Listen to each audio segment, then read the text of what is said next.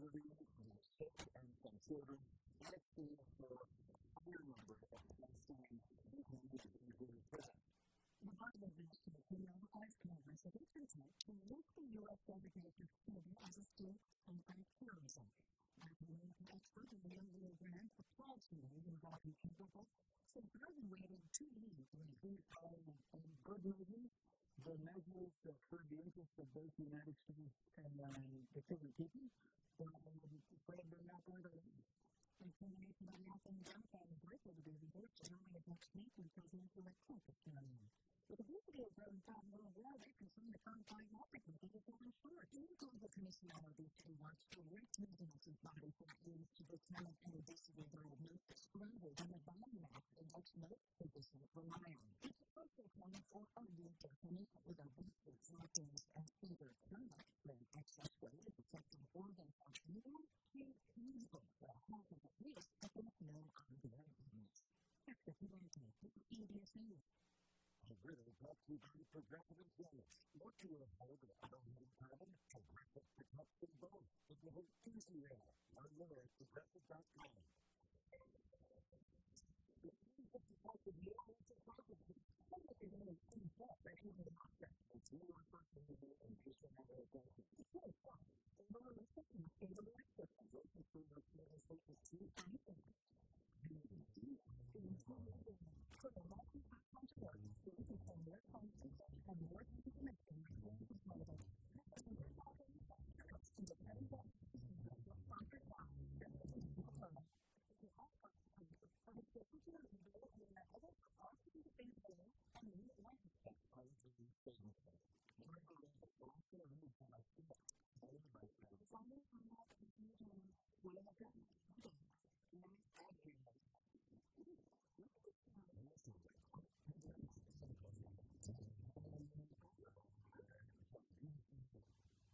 Whatever you do, find it on the either things, people, or. Of course, maybe they not do as president of the personal connection with white people. The first lady Michelle Obama says she will not be a president of the National That's not the real reason her husband, former President Barack Obama, is expected at the 3 years. He's been a for national organization since 2008, including Trump fertilizer in 2017, as she and her husband were leaving the White House. At her conference, Obama previously said the citizens still watch the office of what we represented on display. There was no diversity, there was no color on that field. She said she talked for 30 minutes after 8 inauguration. That type of PBS News. The U.S. watchdog is suing Capital One for allegedly misleading consumers about its offerings for home with its 360 savings account. It's suing customers on more than $2 billion in announced interest payments as a result. Capital One says it strongly disagrees with the allegations and will defend itself in court. John Griffin, the first CBS News.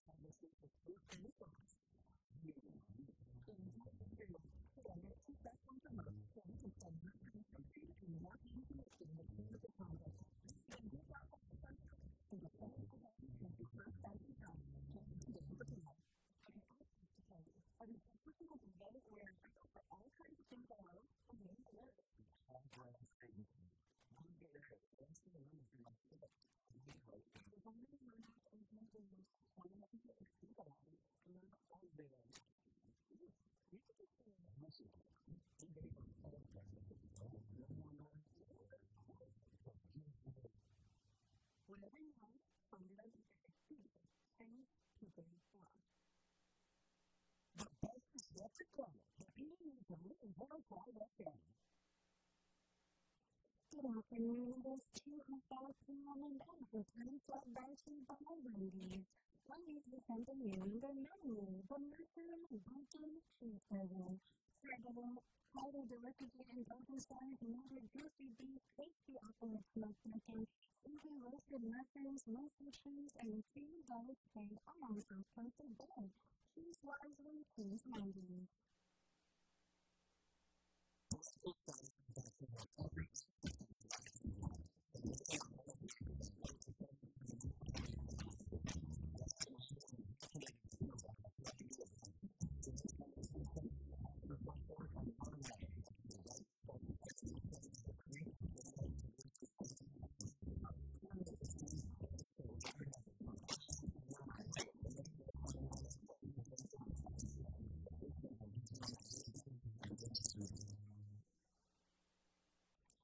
listening to Wave 105.1 FM on the Brightside with Pauly Suba every weekday from 2 p.m. to 6 p.m.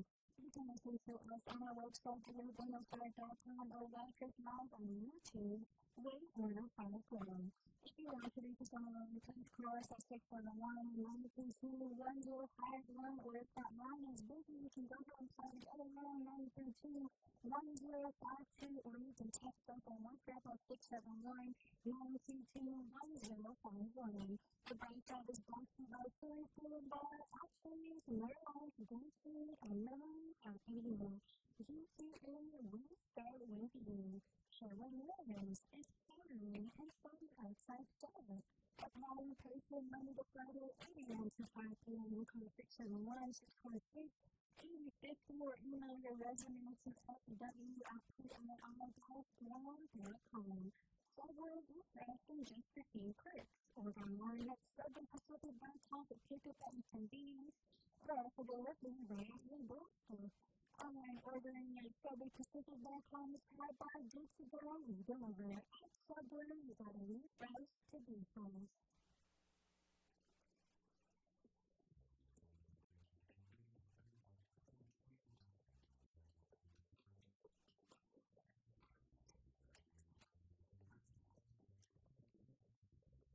Now it's time for your radio traffic report here on the Brightside. Your traffic on Route 496 in between the Field Road and the Bell Tower. Traffic on Route 411 in between the Spring Basic Cemetery and the Airline Pool. Road traffic on Route 16 Delgado Application Station near the Post Office and the Guam National Guard. Road traffic on Route 408 and Route 418 the Guam Application Station near the German Library. National traffic at Wall Street Overview.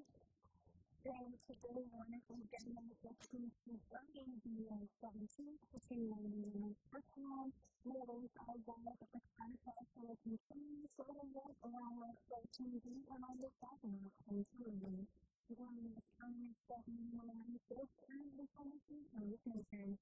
And that is your radio traffic report here on the Brightside.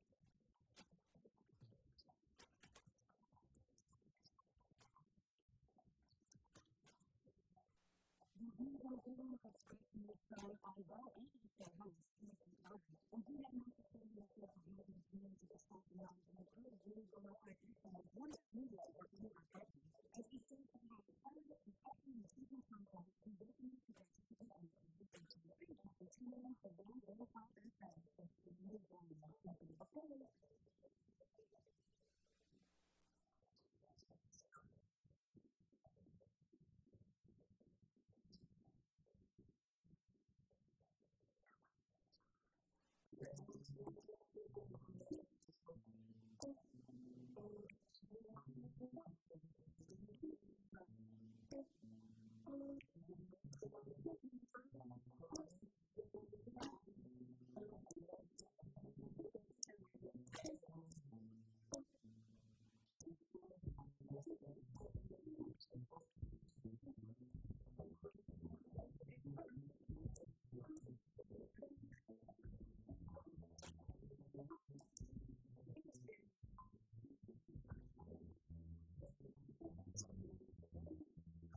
Hey, welcome back. Now the Brightside right here on Wave 105 the Sound of Guam, 6:20 in the afternoon. It's Wednesday. We are going to be reaching out to Senator Chris Green again another next week. I just reintroduced the bill in the 38th legislature. So we'll speak to him around in the next hour, in the early part of the 3 o'clock hour, and then right after that, we will be speaking with Senator Will Parkinson, 340 Rick, and talk to him about 2 bills that he has introduced in the 38th legislature. It's actually looking pretty good on the website. We have all the bills. You can't click on all the bills, but more than yesterday you can. And they fixed the photos. There are no more blurry photos of the legislature. So it's moving along. And there's more photos too. And then, of course, in the 4 o'clock hour, I don't see it tomorrow. Without people examining the University of Guam's Khmer Studies program is going to be doing that from 4 to 5, all in Khmer. So that's what we have for today. 601-922-1051 is the number. 41052 is online. TheWave105.com. Our YouTube channel is up, so you can head on over there and you can see somewhat handsome face. It's just the beard. The beard helps me a lot. So that's why I refuse to say my beard, because I don't want, because if I say my beard, it exposes my kryptonite. So that's why the beard stays. So you can go to the YouTube channel, we're105.1 FM Guam. There is another release from the Office of Homeland Security and Civil Defense. It's North Koreans. It's pesky North Koreans. What are they doing over there? It says we're assessed from reported no immediate threat. Assessed from reported North Korean missile launch. That's two in a row. Yesterday and today. So the release states, once again, Homeland Security, Civil Defense in conjunction with the Marianas Regional Fusion Center, federal and military partners, continue to monitor events surrounding the region, including reports of the recent launch of a ballistic missile out of the Democratic People's Republic of Korea today. Homeland Security advisor, Oscar Alderby, said no immediate threat was expressed for Guam or the Marianas from the reported launch. These events will continue to be monitored by our office, working with local military and federal partners. And I'm so glad that they're putting out, who launched these missiles? Because before we weren't putting that information in. It's not that difficult, right? Just hand the part. Where did they come from? So, they did yesterday and they did today. The Democratic People's Republic of Korea. So this time around, though, let me see here. I pulled up the story. It's kind of like regular time. From North Korea, because North Korea put out a release in New York. Basically, just announcing, what we did, but not today. It's pretty similar to North Korea. However, there is South Korea, they're monitoring this stuff too, and they said, oh yes, you did. You did it again today. So a new intermediate range massive missile tipped with, I'm sorry, that was on January 6th. This is the third one this year. Yesterday was the second, today is the third, and so North Korea state media remaining silent, providing no coverage on the country's launch of the multiple short-range ballistic missiles this time around. The Korean Central News Agency and the Royal Homeland, the North Daily newspaper for German readers, had not reported the FRBM launches on Wednesday morning. The previous day, South Korea's Joint Chiefs of Staff detected the missiles in launch around 9:30 a.m. and began in an area in the North Jagan province, which flew about 50 kilometers and 155 miles before crashing into the sea. So, then the Associated Press states it is worth an info to make news coverage of these ballistic missile launches, having previously described such events as firing drinks and public photos of day after they took place. So the emission of news coverage sparked speculation that the latest launch was a routine drill, with little focus on stable rotary or propaganda, unlike other high-profile North Korean military provocations. There's another story out of South Korea, and it is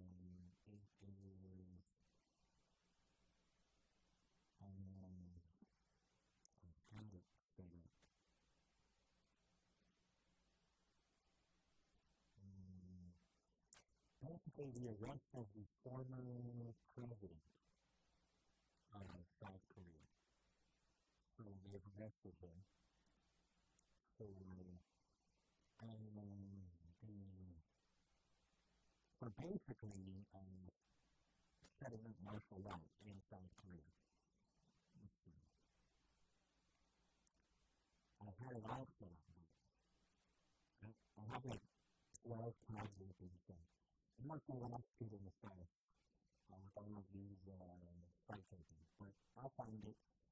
The other, I wanted to put out there again, just to remind everybody about the amphibious aquatic rummage show that is happening this weekend, Saturday, January 19th, over at the German Pigeon.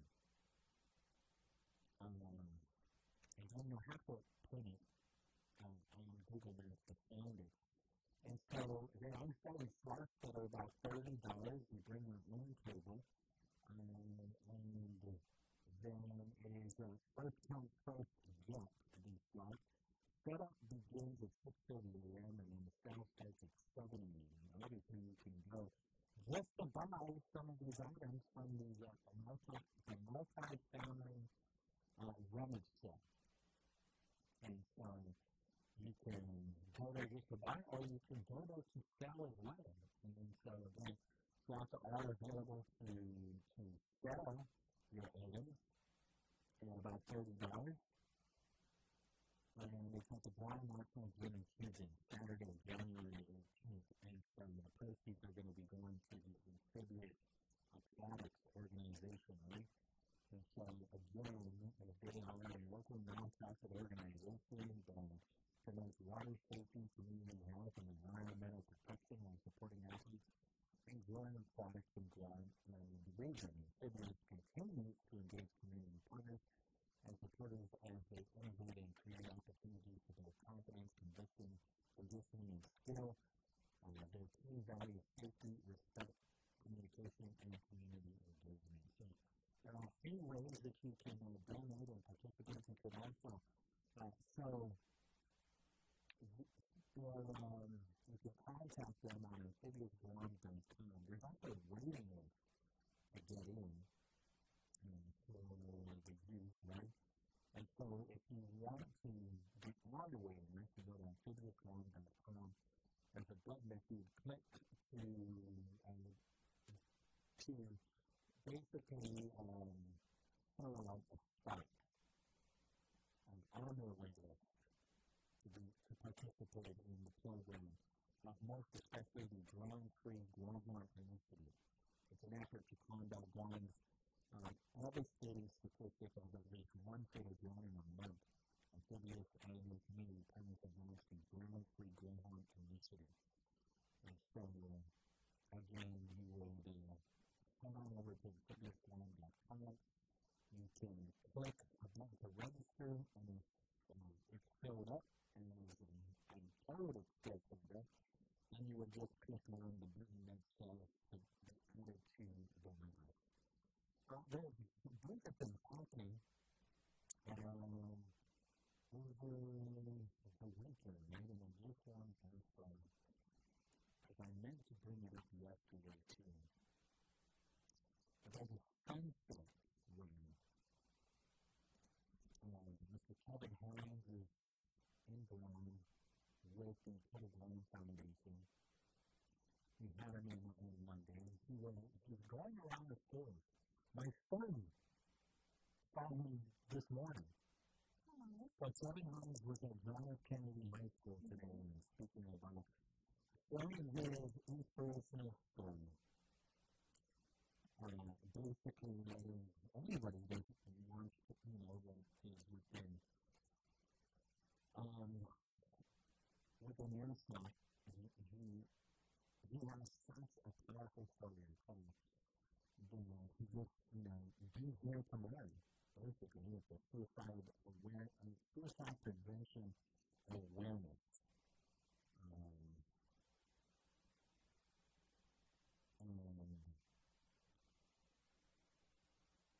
He's got a bunch of the schools sharing his story.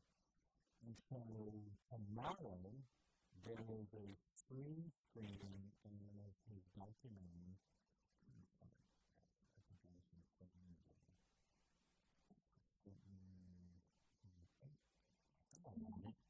Pre-send start? I think 6:30.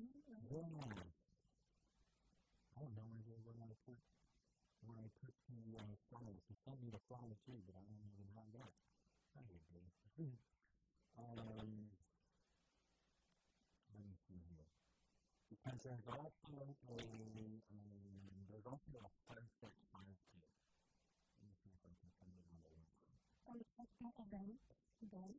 Yeah? Well, there's the 7K getting out there for the on Eventbrite. It should be done. Yeah, but I don't get the details from the Foundation. So Thursday, that is going to be Regal. We're going to do at the Regal Theater for the free review. Just capture it up. Check that out. There's a pop-up on our website. The main thing we get into. January 18th, I'll be 5 p.m., $15 per person, $40 for a group of 4, $20 per person on race day. This is the Getting Guam Healthy Sunset 5K double run in the Guam. On house there with Mr. Kevin Bond. And then the Ripple Effect, Suicide Ripple Effect documentary with Kevin Bond. He's produced the documentary, and the show starts at 6:33. Yeah, that's the one also that you have to register ahead of time. You're going to have to register ahead of time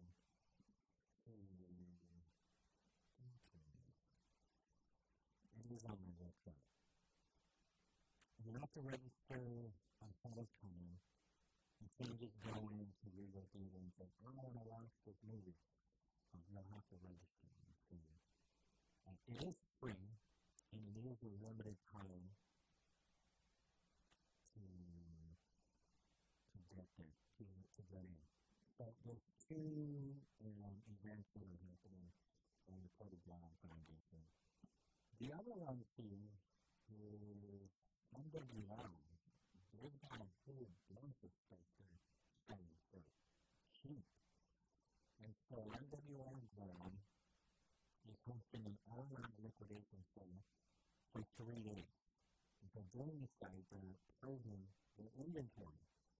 So there's boats, pools, grills, tables, chairs, blowing balls, and a whole lot more. And they're saying in their Instagram, they're selling them at ridiculous prices. And they've got these crazy deals. So Thursday and Friday, so tomorrow and Friday, and on the 12th here, you can go to Talk of the Month if you are a military member or a DOD civilian, as well as the civilian, right? And I would even say veterans, I would go, because no one's going to turn away a veteran. So go Thursday and Friday. You'll start out to show your ID, right, on Thursday and Friday from 8 to 12, showing that you're a military member, a family member, a dependent, a DOD civilian, a veteran, and then you can go there Thursday and Friday to purchase any of these items. Then on Saturday, if there's anything left for the other civilians, then you can go, and you can go from on Saturday 8 a.m. to 12 p.m. on the 18th. Also at the Top of the Month up in Minnesota, and it's open to the public. Anyone and everyone can come on Saturday 18th. And so looking at canoes, for side tables, coolers, chairs. There's a lot of chairs. I don't know if there's going to be, I don't know if those chairs are going to be available for you on Saturday, because that's, the chairs that you put out outside, and not these chairs, they're just like the party chairs, metal, it looks like metal, some plastic, like metal. But yeah, you can grab those, purchase those belts. There's a bunch of bikes from the train water doors, I see, barbecue grills, canopies, or 10 by 10 canopies. It looks like they all folded up, but it looks like they're well, yeah, they got the purple canopies, but they got the, what are those things? You blow them up? The bouncers? Yeah, you blow it up and there's like they're bouncers, right? The kids go in and, yeah, bounce houses, yeah. And that's what these look like. They're loaded 1, 2, look like 3 of them. Some of them where you attach like your water hose to it. And it has like little sprinklers on it, so that way it's a bouncer and like a water slide. Yeah, and then there's like water in the bottom. I don't know what these are, but they definitely look like that. They're rolled up. There's at least 3 of them. There's no prices attached to these photos, so I don't know what the price is for them, but again, it's like for ridiculous prices, so when they say that, it's don't tell me it's ridiculous prices and then when I get there it's like 20%. I'm expecting 50 and 60 and 70%. I'm expecting, nothing, even 45% or that's not ridiculous there.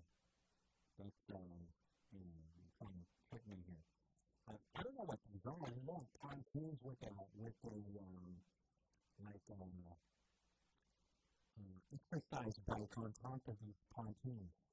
I think it's the ones that you take it from the beach. Yeah. And then you get to ride it on it. You're pedaling. You're on a bike. And you're pedaling on top of this pontoon. So obviously, you're pedaling, and instead of tires, it's a pedal. Yes. That makes you go. I would say inside the beach with that idea. But they got a few of those. They look kind of cool. You definitely want to, like a better, these things are not going to fool you very well. On a regular truck bed, maybe on a trailer, you don't have to carry one of these things. You just put it, this is Guam though, so I've seen people put bigger things on top of their, like, sedans. It's just not like a Corona.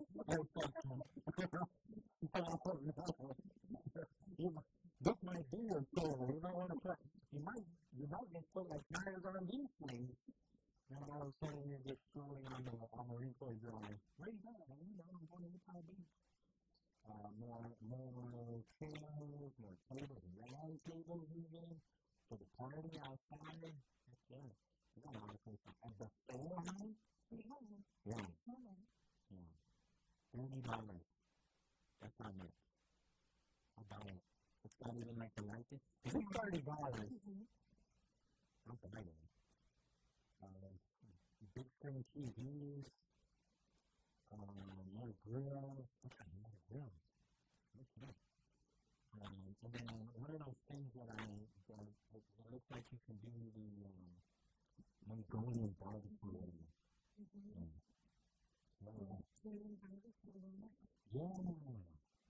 So again, this is the MWR store.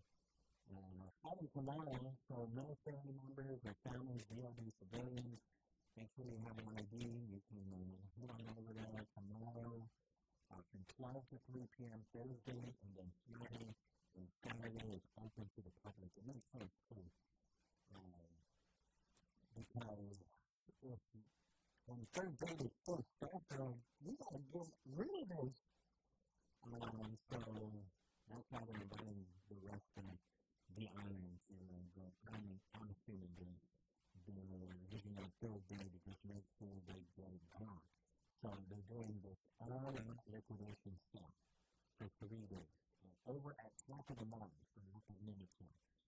So that's what's going on. 2:30 in the afternoon, we're going to take our break. I'm going to go find where did I put those press releases that I had sitting around about more information on the Sunset Cemetery and Eddie Long Foundation. Put it from that.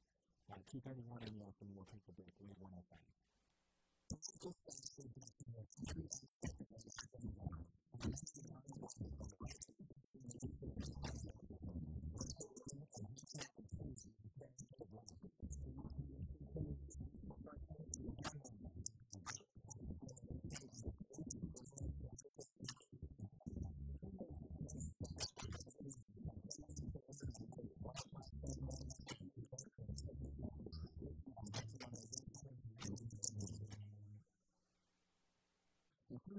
the England employee has taken a plea deal for getting his back into the company's company. Sergeant Michael Gadd, the officer Christian Donner and Jacoby Jordan were the linemen first on the scene when Swanson Benjamin crashed his rented pickup truck on Bourbon Street early New Year's Day after killing 14 people and wounding dozens more. They returned fire after the bomb began shooting at them, ending the smoker's life. New Orleans District Attorney Jason Williams says the officers didn't even think about their own lives or safety. The circumstances were that you could be Officer Jordan responded bragging the incident and has been cleared to return to regular duty. Chris Miller, for CBS News, New Orleans. The IRS is distributing about $2.4 billion to taxpayers who didn't receive their COVID stimulus payments, and many taxpayers will receive payments of up to $1,400 by the end of the month after the 2021 payments. Michael Piscano, CBS News. The aircraft like the listener are known as very good candidates for a role. It's really impossible to be to the office. Well, they're not very good. They know where to go. And that takes care of it. And what is it? You can find the material at ZipRecruiter.com. ZipRecruiter has tons of people with administrative information. And because these people are looking for jobs, ZipRecruiter find a new person, right now. Post office recruiter is very candidate with your first name. If you're not using ZipRecruiter, you need to have ZipRecruiter are when they have to know you. And you get the ZipRecruiter.com to find the computer recruiter. Once again, that's ZipRecruiter.com/friends. ZipRecruiter.com/friends. Never miss out on a great candidate with ZipRecruiter.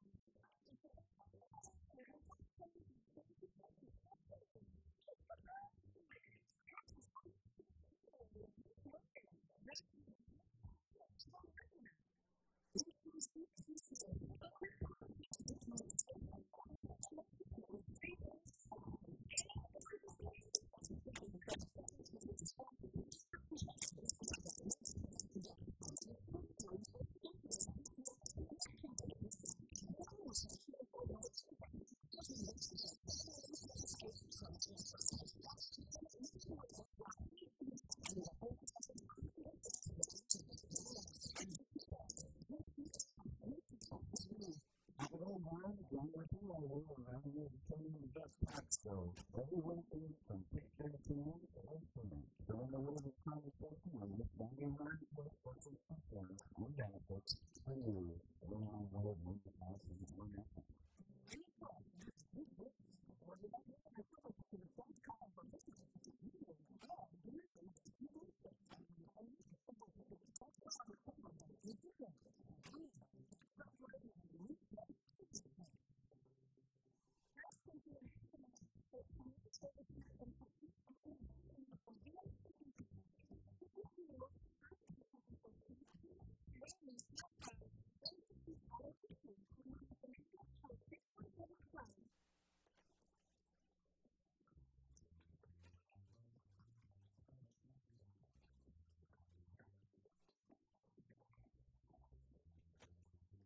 Knows that something will be impossible for us to on the outside.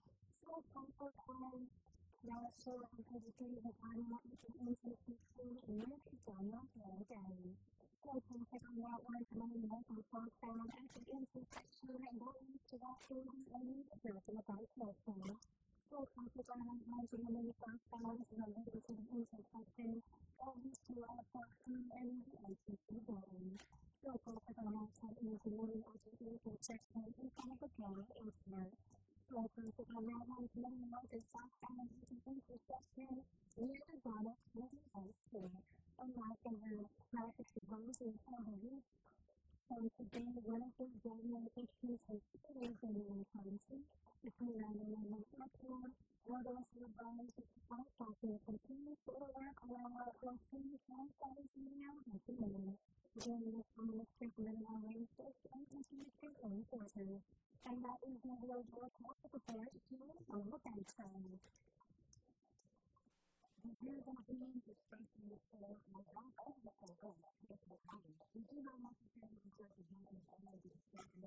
I don't really want to get up on the reason for any of our items. As we start thinking of time, especially in the culture, and walking into our activities, this is the time to really run for the activities and move on into the city.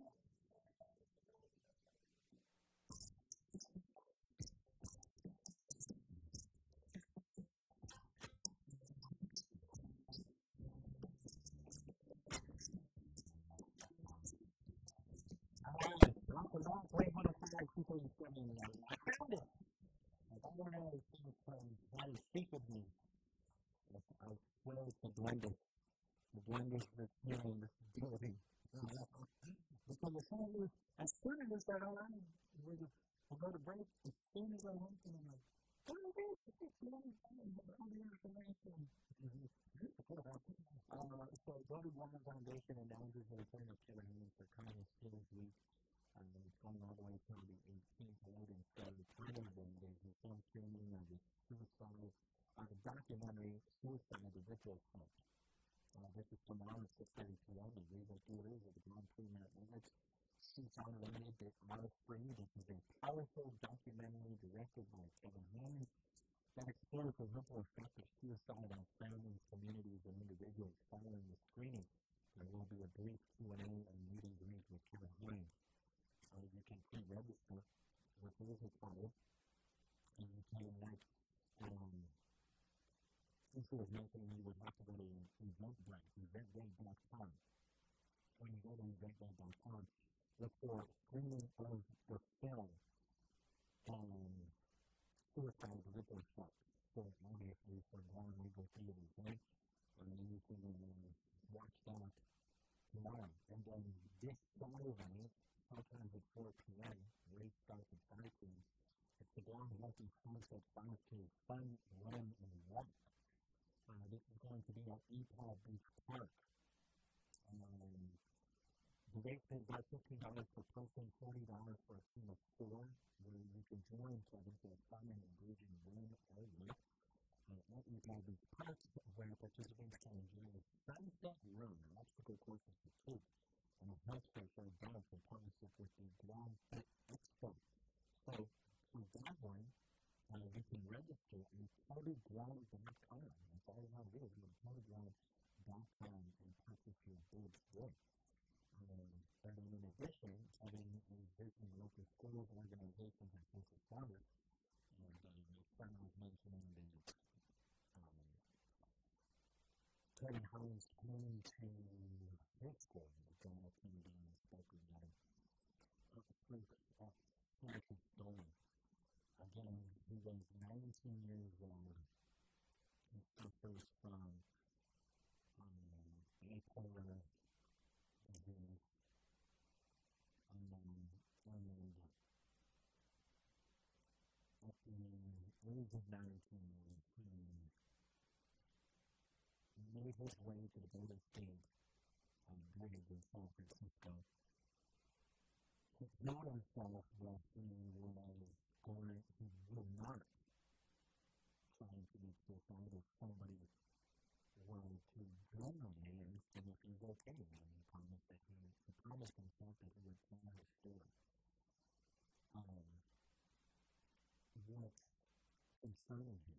And the thing is, he was very vocal that he had a disorder, bipolar disorder, even before it happened, when he was a junior in high school. So something that he's been battling for years and continues to battle as well. It's not gone away.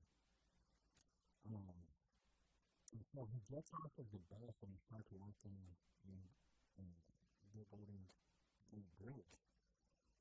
And there are also people, there are also law enforcement officers and officers in general that are looking out for people that might be jumping off the Golden Gate Bridge. There's a statistic that he said in this documentary that he confirmed 7 to 10 people jump off the Golden Gate Bridge every week. And so it wasn't just enough to tell a story. Like, him and his wife, they wanted to see how they can not just do something about it and try to prevent suicide in all the communities that they can go to, but also working with communities, with cities, and how to better design architecture and buildings so that way you can prevent suicide. And so he worked with San Francisco, and they were able to put nets underneath the Golden Gate Bridge. Because he had said the railings go up about 4 feet. And some people had said, well, those nets aren't going to stop there, but fair enough, it did.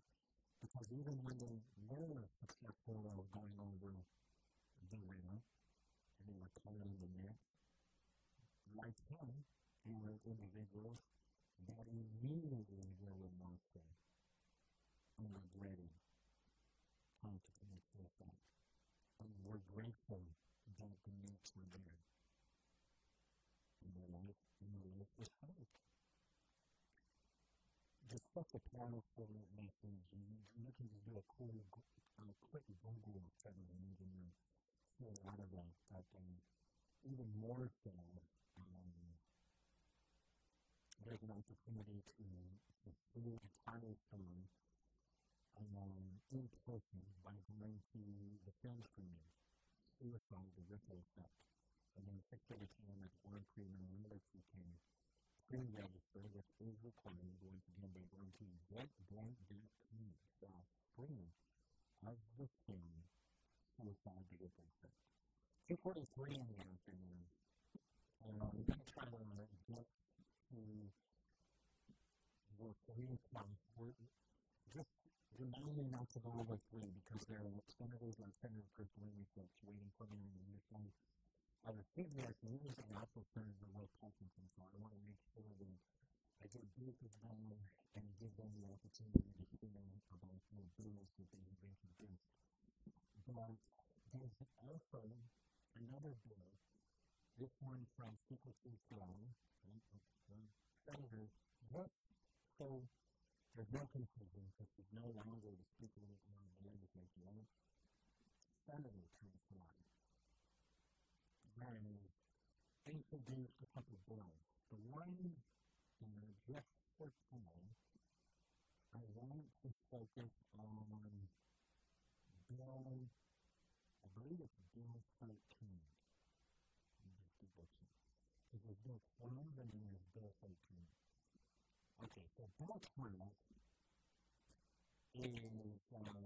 aims to reform health services by reserving the former Department of Public Health and Social Services in the building there that's broken for immediate use of essential health clinics. The bill will also allow partnerships with the Guam Community College, nursing program, and community health centers to enhance health services and strengthen Guam's public health workforce. The other bill is Bill 13, and this is a public-private partnership for Guam and Marianas going forward. And so both seek to address the operational, financial, and infrastructure challenges that are faced by Guam Memorial Hospital. That was established in the public-private partnership is P3. She references P3 a lot, and so if I say P3 means public-private partnership. It aims to improve management, efficiency, healthcare delivery, and financial sustainability. And so, some of the provisions here, creation of the UMSA P3 committee, which is a committee that will be established to develop and manage the request for proposal process for a public-private partnership. So in the committee, there will be the director of GITA, a chairperson, representatives from GMHA, Department of Administration, the Bureau of Budget and Management Research, Public Health, Medical Associations, and the GMH Board of Trustees. And so the responsibilities will be to develop an RFP outlining the scope of the partnership, propose models for collaboration, analyze areas where private and government can enhance efficiency, care quality, and operational effectiveness. And so, employee partnership will be expected to optimize billing and collections to increase revenue, update Medicaid reimbursement systems, streamline operations to cut costs, upgrade hospital facilities and IT infrastructure, provide additional services identified by the committee to improve operations and patient care. So to protect employment, the current non-management hospital staff will remain government employees retaining all benefits. Contracts will be limited to 5 years, renewable up to 4, a maximum of 20 years total. Renewals depend on meeting performance metrics. The annual performance reviews will be by GITA, with provisions for contract termination and penalties if the private partner fails to be extended. Contracts cannot be awarded to parties with familial ties up to a degree. GMHA management, CCA committee members, or Guam elected officials. The act applies to the management of a new public hospital constructed in Guam. And so, the bill states that this is necessary because GMHA faces severe financial shortfall, $1 million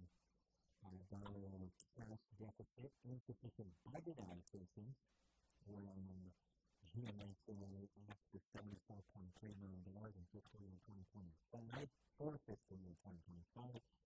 The legislature gave them only $37.7. There are staffing shortages and outdated systems. There's a need for infrastructure and operational modernization. Public-private partnership has been shown to improve hospital efficiency, reduce corruption, and enhance service quality. That framework has been shown to improve according to the bill. So, GMHA T3 committee will draft the RFP in consultation with legal and procurement advisors, hold public hearings to gather input before finalizing the RFP, and GITA and the Attorney General will oversee procurement components and contract adherence. And so, in a release from Senator Pauly, she states that this bill, if it is introduced, will mandate a public-private partnership for GMH. The legislation aims to address critical challenges which would improve healthcare services for the people of Guam and GMHA. It states that the idea of public-private partnership is not new, and the bill is a culmination of previous stakeholders' input. So this was introduced before by Senator Jim Moynihan, who at the time was senator in the 36th Guam legislature, right? And so it stands here. Bill previously introduced in the 36th Guam legislature attempted to establish a public-private partnership, but hospital leadership testified against it, citing concerns such as the hospital already being on a path to improvement, and fears that a public-private partnership would displace current personnel. However, Senator Hafa said in her release, Bill 13-38 would address these concerns directly. It ensures protection for existing staff while recognizing that despite GMH's efforts to improve, serious challenges persist. The bill protects what she says are the hard-working staff of GMH by including a provision to ensure that all non-management employees, including nurses and other critical personnel, retain their jobs and associated benefits, providing stability and continuity during the transition. The RFP to be developed will build on information gathered from GMH's current contract with the hospital consultant, and that is pointing out flaws of previous consulting contracts as well as procurement and funding concerns. And so, as plans for a new hospital moves forward, Senator Pauly said in this release that a modern building alone will not solve the deeper systemic issues facing GMH. Which is funny because Frank and Owen called in yesterday and said the same thing. We need to solve the deeper systemic issues. And, right now, GMH, we've got customers that aren't paying their bills. Persistent challenges such as inefficient billing and collection processes, the need for a new electronic health record system, and outdated Medicare rebasing rates should be resolved well before a new hospital opens. A partnership with a private organization, experienced in hospital management, will provide the expertise needed to address these issues and create a smooth transition to a fully functional, state-of-the-art healthcare facility. And so, what was it that GMHA didn't like when it was introduced before? Again, it was a bill that was introduced by Senator Jim Warren in the 35th Guam legislature, and it was by 305-35. And so, I saw the bill on the website. I could not tell if there was a public hearing. I was able to find it looking for it. Was there ever a public hearing? And I was able to get it from home. And so,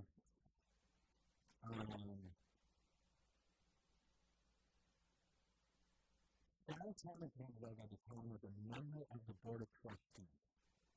And so she said, who has 40 years of experience in human services, shared her concerns about the hospital's performance. And I, like many other citizens in our community, have been very concerned about it only to this hospital.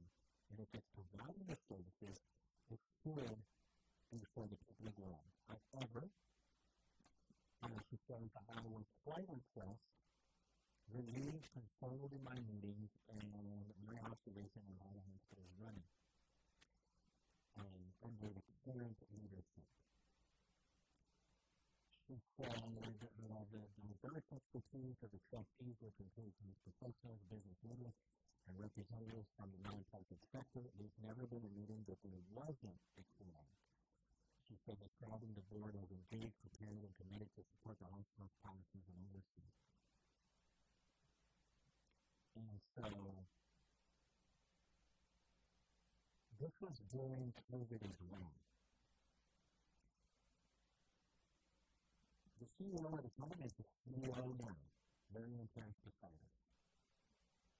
quite some time ago, too. It was virtual, too, because we were still in COVID. And so, Marianas decided, right from the jump, Senator Moreland, with our due respect, we object. We do not support this proposed legislation on several key points. Let me just share the points. To be fair, though, this was before. And Senator Chris Wright says we fixed these issues. So it would be interesting to see where the CEO stands now with some of the corrections that Senator Chris Wright says has addressed the concerns in GMH leadership. So she said, really encouraged the product said the RFP process that is delineated in the proposed legislation is not in alignment, not in accordance with the RFP procurement regulations. She said the Board of Governing Bodies does not write RFPs, it's the executive and management of the agency that writes the RFP, and it doesn't go to the legislature. So there needs to be some correct procedures. So she says, outlining the correct procedure, it gets published with the scope of work and the criteria for the vendors or for the contractor to submit their proposal. Then it gets reviewed by the panel of the agency, such as people in the hospital, materials, management, and the department that really will oversee the scope of service. So she says it doesn't go from the Board of Trustees to the legislature to the governor. That's not the RFP process, according to our procurement regulations. The second objection is, as she said, parents to find a said before an RFP is drafted and published, there needs to be funds certified by the agency, and so that's the second part. The third is the involvement of the Attorney General's office for contracts exceeding $500,000. Because any time an agency proposes to do an RFP, the AG's office needs to be involved from the very beginning, particularly when the cost of a project or the cost of a service to be procured is going to be over $500,000. She said, I know that we're trying to get a professional entity to manage the operations of the hospital and maintain it, that that's going to cost the hospital more than $500,000. And so, she said, contracting and engaging a professional entity, that takes quite a bit of time for the leadership and the management to really define the scope of service, to define criteria for what the proposal will look like, for the panel to evaluate which offer, which vendor, which proposal best meets the criteria that the hospital is looking for. And so, she concluded by saying, we recognize that the management of the hospital does not need a really high, the hospital does need a really high level of leadership, high level experienced individuals. However, she argues, it's the hospital employees that own responsibility. So we need to support the leadership, the executive, and the management team, and the staff to buy into them the success of making the hospital really high reliability and high performance. For both reasons, we do not support this proposed legislation. And so, it's about a 3-hour public hearing, and I only got to the part where CEO William Jones Casares was testified. So, I need to see the back and forth between the senators at the time, if there are any others. But again, that happened on November 10, 2020, which was the I was overseeing that public hearing.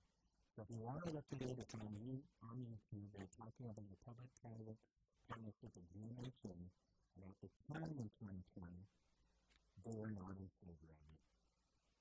2:59 in the afternoon, we're going to take a break because we're going to be getting some of the Chris joining from the other side. We are KUM FM. Who got me going?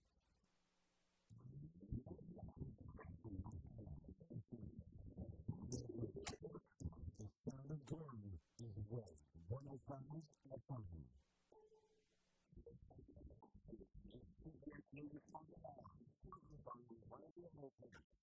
And here for some weeks, my senior project from the English and the American down the forefront of two of the NASA. The National Weather Service has pushed back the storm of rain put the fire weather until early Wednesday because the predicted near hurricane force winds have eased a bit. The flames have destroyed thousands of homes and killed at least 25 people.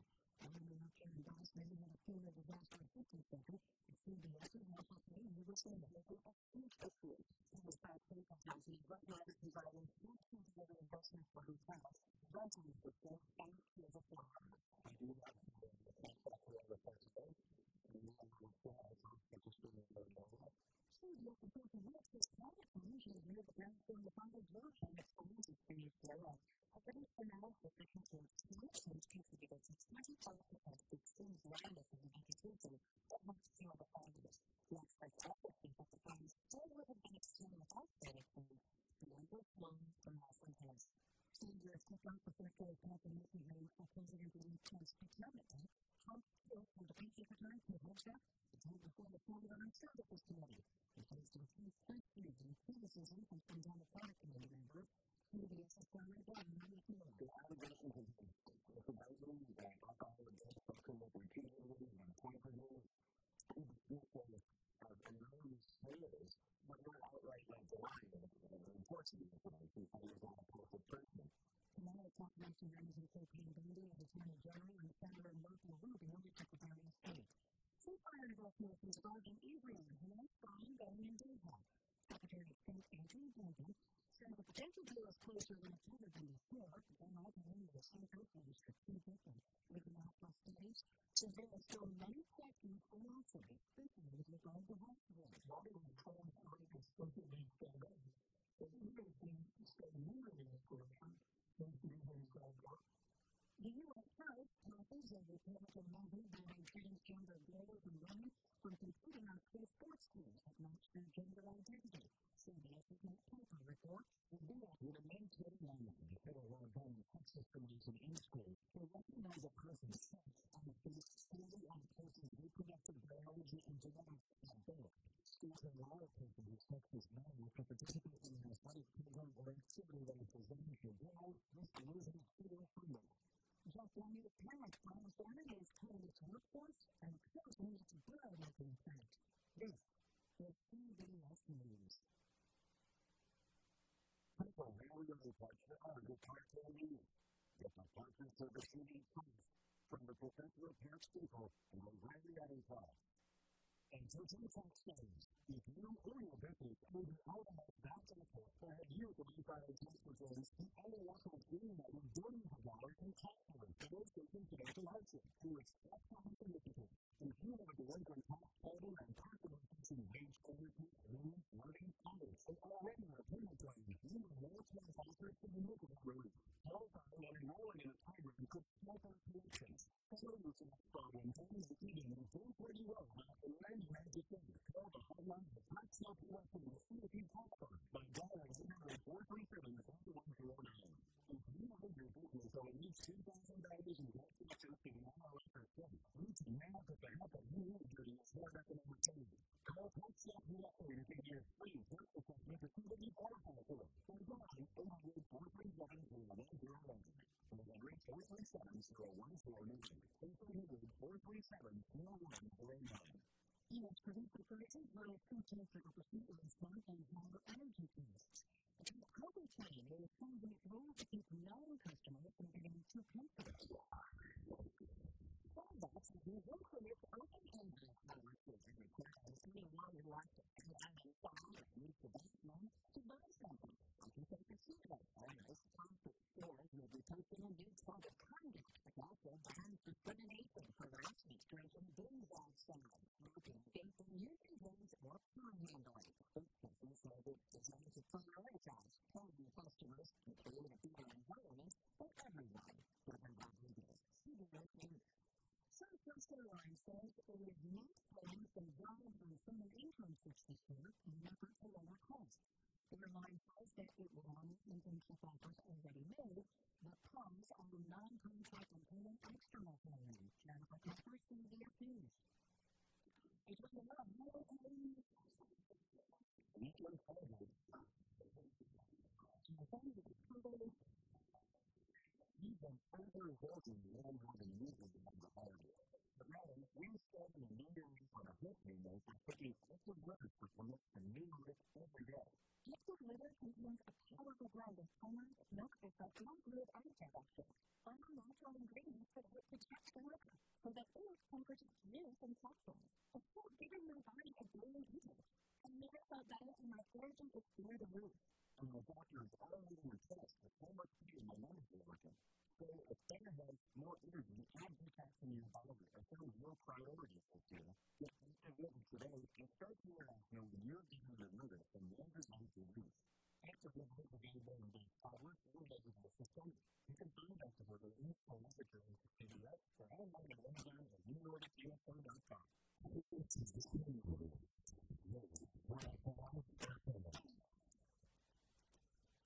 Good afternoon, it is 3:05 p.m. and that is the time check brought to you by Wendy's. Wendy's opened in Northern Maine, the Michigan Baking Cheeseburger. Healthy, delicious, and indulgent sandwich made with juicy beef, crispy apples, smoked bacon, savory roasted mushrooms, maple cheese, and a creamy garlic spread all on top toasted bun. Choose wisely, choose Wendy's. Brightside. Get ready to get right past the blessings Friday as the Marianas and people support for weekday games to get the most for 26 of the daylight for and the same was a little corner but most of the rest of the people want to be in the market for the kitchen. It's like the people that are on the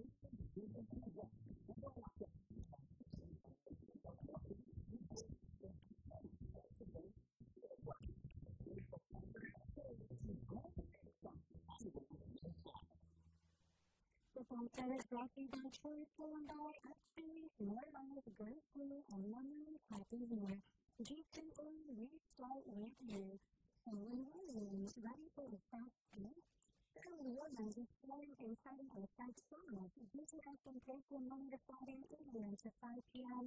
Plus 601-646-8050 or email your resume to sw@pro.com. Join our team today. Several help invest a few perks. Order online at several.com to pick up at your convenience or for delivery right at your doorstep. Online ordering with SubwayPacific.com's Friday go-to-go we deliver. On Subway, daily, fast, producers. Now that's time for your real demographic report here on the Brightside. Full traffic on Route 1 each month and this is by the Deep Coast. Full traffic on Route 15, Dairy Road, and the Line at the intersection near the campus of Institution. Full traffic on Route 1 visitors passing the PRMC Hospital leading to the intersection on Route 1. Full traffic on Route 1 getting on Northbound if you're parking the South Chinese and Kansas Street, heading to the intersection of Route 127 or near the Flea Market. More traffic on Route 1 running north and southbound at the intersection that is Route 14 or near the ICC building. More traffic on Route 111 at the intersection at the Guam Airport. More traffic on Route 1 running north and southbound at the intersection near the Guam High School. And now for your traffic advisory for the week, Wednesday, January 14th to Friday, January 17th. Between 9 a.m. and 4 p.m., motorists are advised that the storm traffic will continue for the route around Route 14B and on the side route into Maine. During this time, expect minimal rainfall at conditions and further.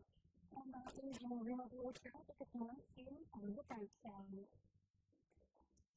The wind increment is actually from that obviously works, but we do not have to do the weather to do the winds and stop the ones that kind of bring what occurs after the wind zero is very likely to be. If you start to have a full effective and drinking content, you're going to be specifically used to using things like the community to raise one side or thing in the Guam.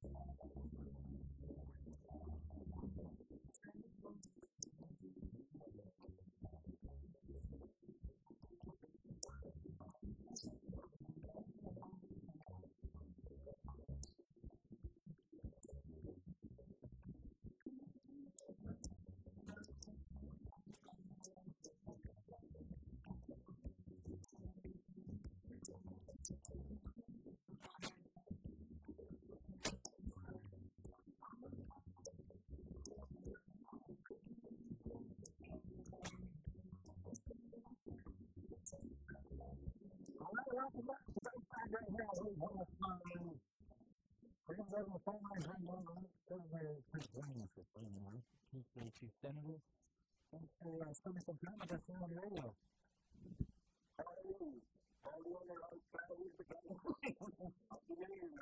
Happy New Year! Happy New Year! Okay, so I see that you introduced a bill that looks very familiar. I think you've had some conversations on it like in the summer, right? And there were some concerns. Senator Pauly was mentioning that there were concerns within the realtors community as well. So basically, there was a misunderstanding in the beginning. But anyway, so the listeners was 2838, and it is what I'm probably dubbing the third time in the charm. This writing unit legislation, which for all intents and purposes allows an individual in R2 and I-land or an agricultural zone to build a either standalone or a tax structure called an additional dwelling unit. In the States, they normally call this the mom and pop home or the senior home. In Hawaii, they call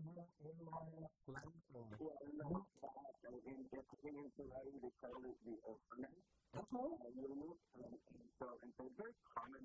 And so there's really only two major reasons for this. One is a lot of times, in other areas like stateside or there, they use this because like their parents, age, they still want to live with families, they want their own privacy, so they want their own little kitchen there, their own bathroom, shower, their bedroom.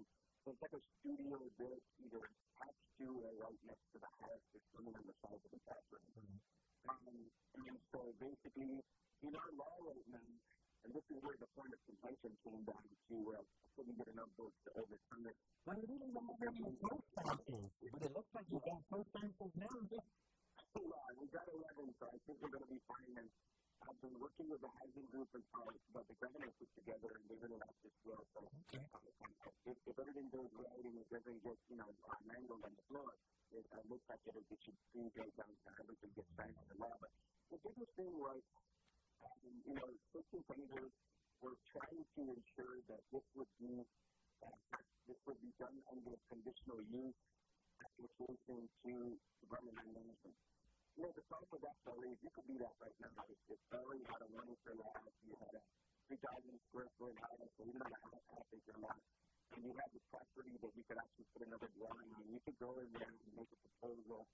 You would have to probably get a consultant, which you'd have to go through all the process of notification, you would go to the board, you would go to application review, and basically 2 years and probably $20,000 to do this, which really is unnecessary. Because all of the regulatory practices already work with public works and at one spot. So when you're building an ADU, whether it's attached or detached, it's really like building a house. So you got to go in with plans. You got to have those plans done. That will make sure that you have adequate sewage, or you tie that to the sewer as well. Or if you have a septic system on your property, they will make sure that your septic system is large enough based on when you build your house, and if you're making the ADU as part of the house, by affording an off area and maybe adding a few 100 square feet, or if you're building it separate, then attached to that septic system. If it's not big enough, they're going to make you build a new one. So all the regulatory setbacks in terms of, where the lines are, and, in terms of building a house, all of those apply to the ADU. So that's why when Senator Hafa Adai person reduced it, we introduced it basically kind of simple without putting out all the regulatory requirements in the bill, because they're really already mandated. So what we did in this bill, if you go into it now and you see the difference between how the bill was first drafted and now, we basically just spelled everything. What are the setbacks? What is the size requirement? The lot size requirement is this. If it's 3,500 square feet, you can put a 400 square foot unit, which is basically like a small studio apartment. If it's 5,500 square feet on your lot, now you can go as high as 900 square feet. That's a pretty decent small little home that you could probably see, a large bedroom, a lot of nice kitchen, and basically nice setup for 30. You have basically a little mini house, right? So essentially, we're doing this because obviously, early on the ground, it is just absolutely unattainable and unaffordable to build anything like that. So this is one way for families to be able to still build on their property something small but separate. So that, say, for example, there's a young family starting, a parent has a daughter that's getting married and, they can't rent because rents are just so crazy out there right now. They believe most of their resources they're working for. And, they live in the house, maybe they want a little bit more privacy. Maybe they have one kid already, right? And so they kind of need their own place. But it's unaffordable to go out and do that right now in terms of what they can do. So, hey, let's take our 2,000 square foot home and convert, 400 and some square feet and have a separate entrance. And we can put all the facilities there in a small kitchen, make it a studio within the house, and it will be compliant with law, right? Or, wow, we got a 1 acre piece of property. This is really neat. This will be a starter home on this 1 acre piece of property. So we'll build the 900 square feet for them, which will be one nice sized bedroom, a small living room, possibly living kitchen, a nice bath, and a private tiny home on our property, and that would be the starter home.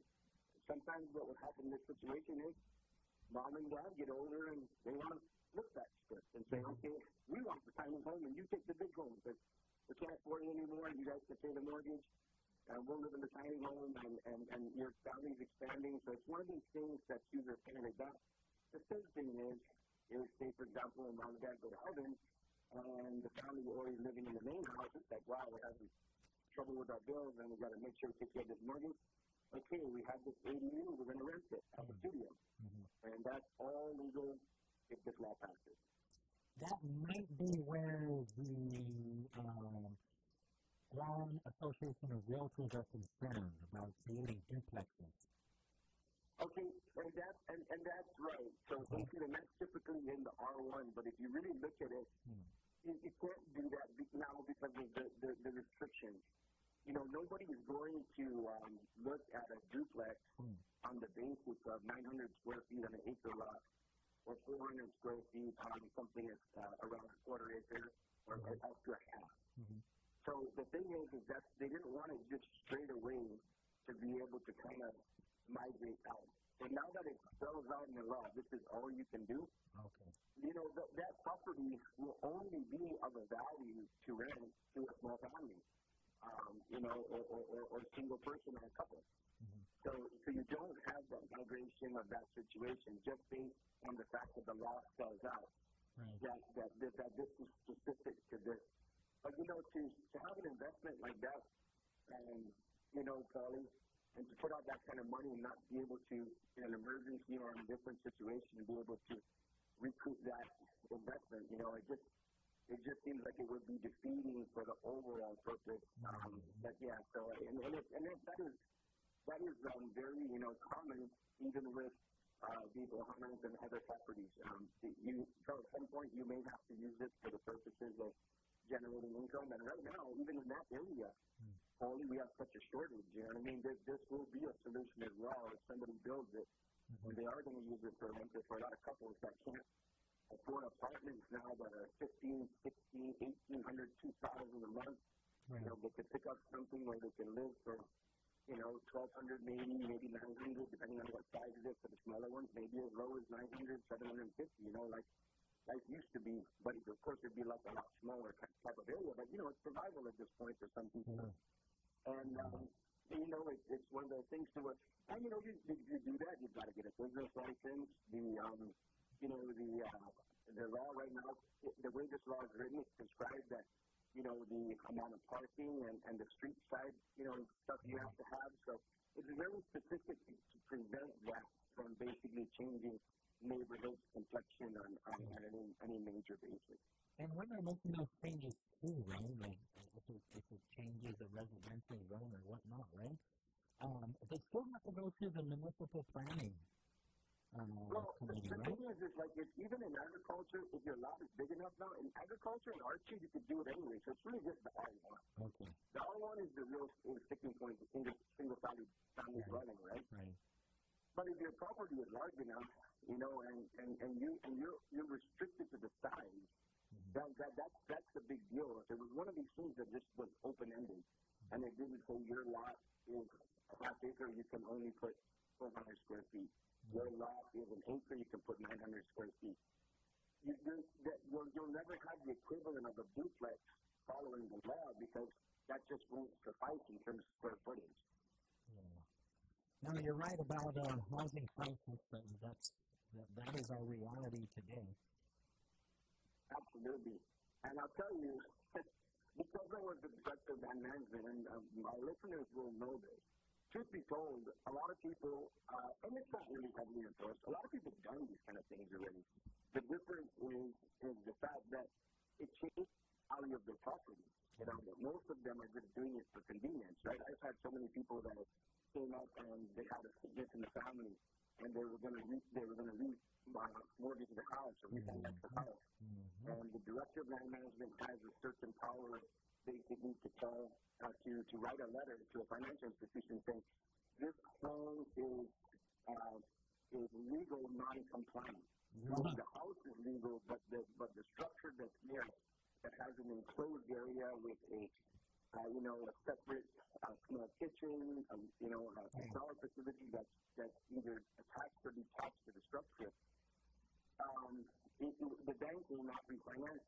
because they need the land agency to say that this is basically legal non-compliance. And so that's arbitrary, right? So in this situation, it basically just fixes that. And so I've had so many people, like I said, they're under duress. They need to do something with their home. They got a lot of value. They have a lot of equity. But the fact that they either have to tear down that structure or completely redo whatever existed in the house, or get a sign-off so that the bank is secured and there's no non-conformity, so that if that loan becomes non-performing and they need to sell the house, it would be a structure that will still be marketable. Yeah, people do run when they want to refinance, mortgage, and all of that. They'll run into that because all of a sudden your 3-bedroom is what, a 5-bedroom? How did that happen? Yeah, but in all fairness, like I said, I know you've seen it, Pauly. It basically is exactly what we're talking about. It's convenience. You close the garage, right? Yeah. Because your family's big, and some of them, you're wanting to give as much privacy to certain members of the family that you can. Like I said, your daughter got married, your son got married, and it's like, hey, we can't afford to build a house right now, but man, can we have something to where we can at least have our own time and everything else, So yeah, let's go close the garage, right? We close the garage. Most houses usually have a small outside bathroom anyway. Okay, let's put a little kitchenette in here, and boom, you got a studio. It's not, there's nothing nefarious. It's not trying to make money or anything else. It's basically necessity, right? But then they run into that situation whereby, oh boy, we got some troubles, or maybe not even troubles. We're going to invest, and we got other properties. We're going to leverage this equity that we have in this house in order to help you build now. So we're going to refinance, and then the people that come out and give you the value, right? They come out and they inspect your home, and they bring the report back to the bank, and it's like a great house, probably valued at $600,000. Problem is, it's got a small studio in it, and that's not going to be compliant. So either they get a sign-off from land management saying it's legal non-compliant, or the bank will just say, sorry, we can't do the loan. Yeah, no, I get it. And so I worry that in situations like that with a family, right, that it's just trying to survive, trying to figure it out with the cost of living is high, but like you said, renting is too much, it's out of the question. When the government comes down on these families, it can be destructive. Especially if we're now talking about people experiencing homelessness or substandard living, and there's just one paycheck, losing one paycheck from becoming homeless. And so I like bills like this that give leeway, give families, give people a chance to breathe. Absolutely. It gives the dignity, and the truth is that, let's be honest with ourselves, in any nuisance situation, a nuisance situation will creep up whether you had a law that said this is allowable or not allowable. Let's just put that out there, right? If you live and you got bad neighbors, you got bad neighbors. I mean, that's, you just got to try to work through that and try to become better neighbors and things of that nature. But, by and large, these things that are coexisting already that are just very, very successful, and they're not harming anyone. I mean, you have the capacity within the home or within the lot to be able to manage it. I mean, it's not, most of our places on Guam, we've got, adequate parking in our yards or whatever else. They're not really clumped up on top of each other. So the truth is, you're right. It really is bringing into align something that's happening now anyway, but also bringing it into code, because sometimes people will do this and do the best that they can, but when they not straighten up and fly right, and those who are going to be applying to be able to do this on a legal basis, which now you have no excuse to not do it that way, right? I mean, the bottom line is you have to get approval of it to code. And so it really kind of fixes things that might be out of filter now, and provides opportunity going forward. And that's why the legislation has been very valuable to myself and Senator Adam. And now, the Guam Association of Realtors has worked through this entire thing now. They know that the way that the law is written and it prescribes now, it's very clear. It's very clear about what the codes that have to be followed. It's written in the law, not just assumed in terms of that we have as the fund code and everything else. Like I said, it's like going in and expanding your home either on its current footprint or because your home has enough property for it, putting another small dwelling on there following all the codes. Electrical, you can have co-sharing power, you can have independent power and water. And so that means that you have to have all of those hookups. You have to go to all those agencies and make sure that you're compliant. That's what One Stop is supposed to be for. Go to this desk, go to this desk, fire code, everything else. It has to be done properly in order for it to be legal and conforming. And there's a paper trail, right? So if we're worried about people making like an absorbent amount of money, like all of a sudden, like, wait a minute, this person's got 4 homes and they've added these granny flats to all 4, they're going to scrap that, right? And they'll be exposed, right? Oh, definitely. Yeah, I know. I don't. I mean, that's, I'm sure, that's one of the reasons I think it's been so successful in other jurisdictions. I mean, that, there is the policing of regulation and regulatory, and then there's the policing of like I said, be a good neighbor. And so the bottom line is that, everything, like I said, it's prescribed in law. It has to be up to code, that it has to be done through the process of, like I said, just if you had a raw piece of land and said, I can build 900 square feet on this land. It's really no different. You'll be like going in and applying to build a 900 square foot home, or in the case of where the house is quite large already and they want to cordon off, that's why they say attached or detached. If you built a nice home a long time ago, and you could afford it during the time, and it's 2,500 square feet or 3,000 square feet, really nice size house, right? And so again, the kids are all going away. One of my children stayed here, and one other of maybe my grandchild is getting married, and I don't have to build an ADU, but I can take 500 square foot in that one corner over there, and it's next to all the utilities and stuff, and I can close that up and say, okay, my grandson just got married and going to start a life with his new wife, and so we're going to have that, little ADU over there, and that's going to be theirs. So all that though would have to be applied for and done as proposed. Understood. Thanks. I appreciate this, Senator. Is there anything else that you want to share with our listening audience? Oh, I'm looking forward to the public hearing process. I think that it'll be vetted very well. Like I said, we have 7 sponsors total. It's something that, if anybody would believe this for values, it would be the Guam Association of Realtors, and they see now that this is absolutely a durable and viable a bill. The last bill, even the way it was written before, without all the prescriptions of code outlined in the bill, was still supported by land management, because they said it's the same thing we said. If you're going to go and get this structure done, whether it's written in this bill or it's redundant or it's just the code, when you go to apply at Public Works, in one stop, they're going to say you need to apply to the code. But they'll have the law now as it's written and say, hey, even though it's the code, here's the public law, this is what you have to do in order to be able to do this. So look forward to our listeners and the public coming out, if they're interested when the public hearing time comes around. Of course, that'll be announced, and I'm sure you'll be announcing that you've been really good at following bills through the process. Pauly, so stay tuned to our listeners and the people of Guam. This will be vetted properly all out of the public, and hopefully we'll have a good policy come out and have a mini affordable housing solution among so many more things we have to do. I'm looking into possibly some tax credit to spur affordable housing. I'm going to be talking to Guam Housing about that, and I think we have to do more, in terms of the ability to give more relief to families.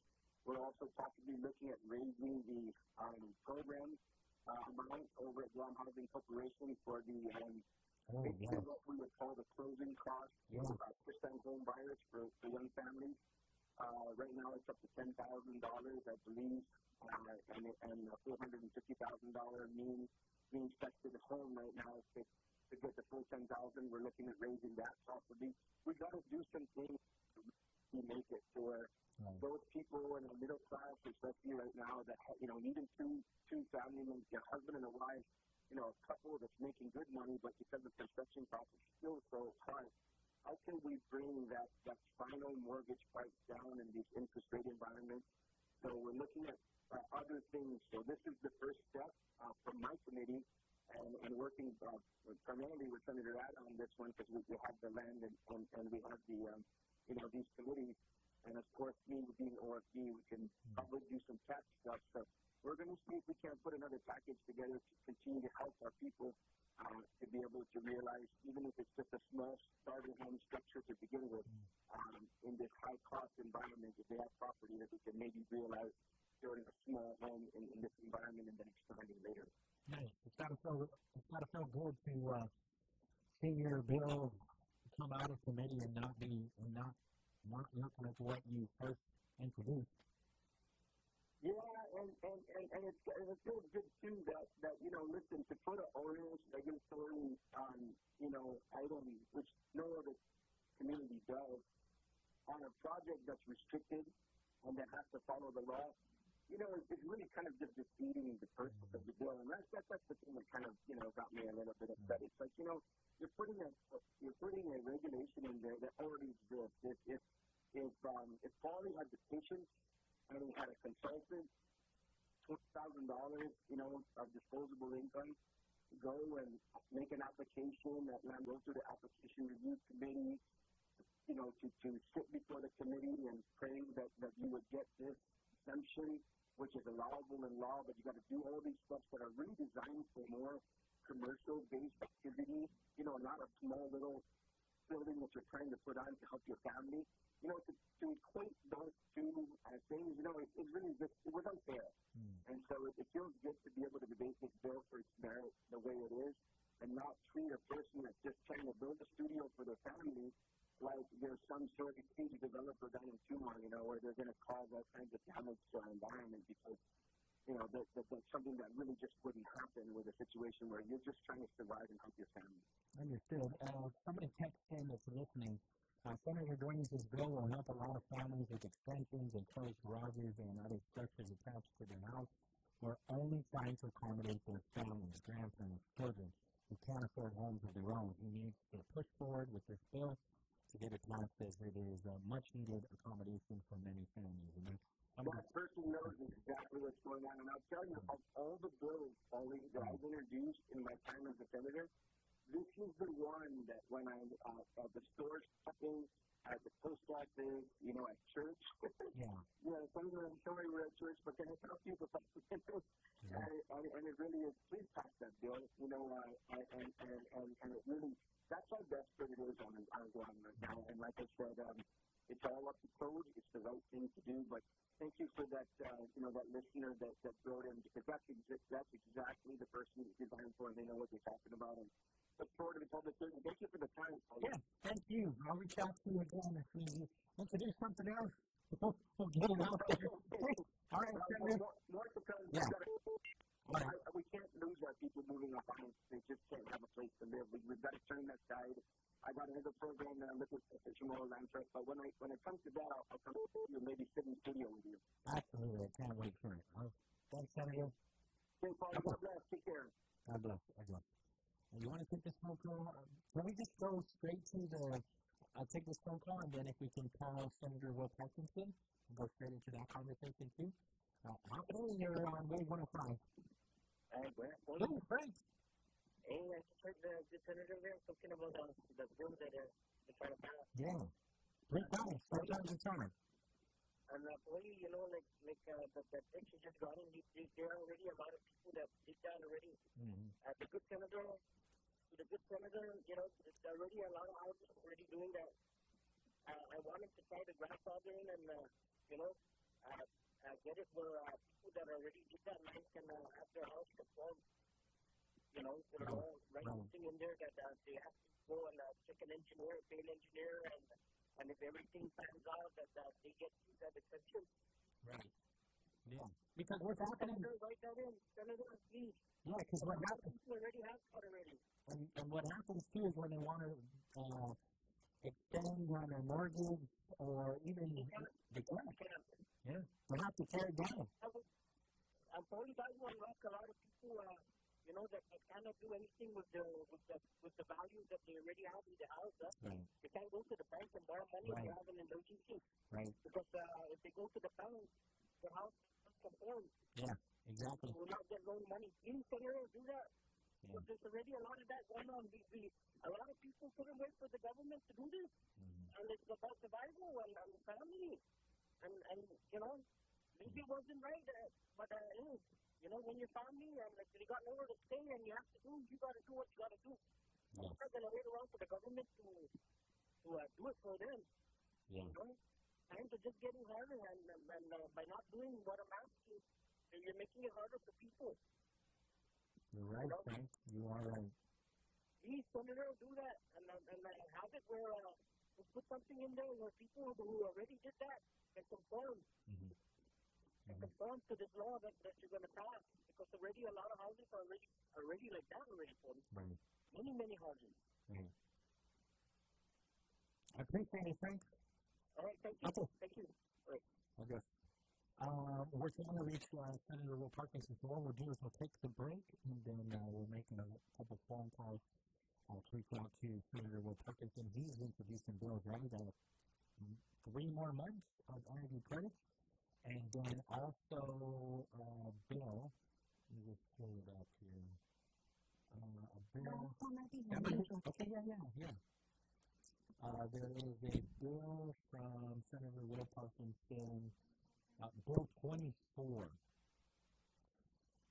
titled the Emergency Contraception for Survivors of Rape Act. It aims to ensure that sexual assault victims in Guam receive emergency medical care, including information about and access to emergency contraception in a standardized and supportive manner.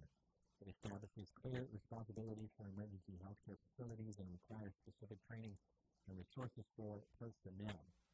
And so, what is emergency contraception? According to the bill, prescription drugs approved by the FDA to prevent pregnancy provided within a medically recommended time after intercourse. Hey, Senator? Oh, nice. How about you, Senator Will Parkinson? Appreciate this. Happy New Year. Happy New Year to you. All right. So I was, which bill do you want to, can we talk about first? Bill 9, Bill 24?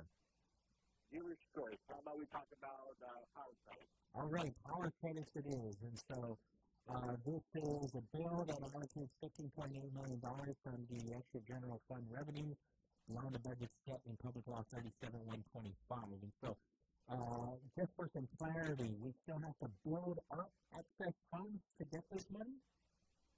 That's correct. Correct. Every month we have a continuing revenue expenditure report that comes out, and that tells us how we are tracking on our projected budget revenue versus our actual money that's come in. Okay. And historically, we have, especially around the tax season, we have been under-projecting, and so we have often very predictable surpluses that come in the late spring.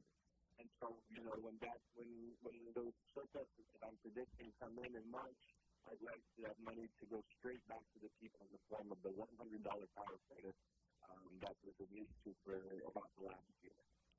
And so I kind of want to get your sense of what are our priorities in the government, right? Because you shared in the past that you were still kind of on the fence, should we or shouldn't we extend the energy credits. I think we're about $141.6 million sending over to GPA for energy credits. And so that number just looks like, with all the priorities that we're facing in Guam, why is it important to continue the energy credit program? Well, for me, I believe the energy credit program should continue until we have the new power plant built.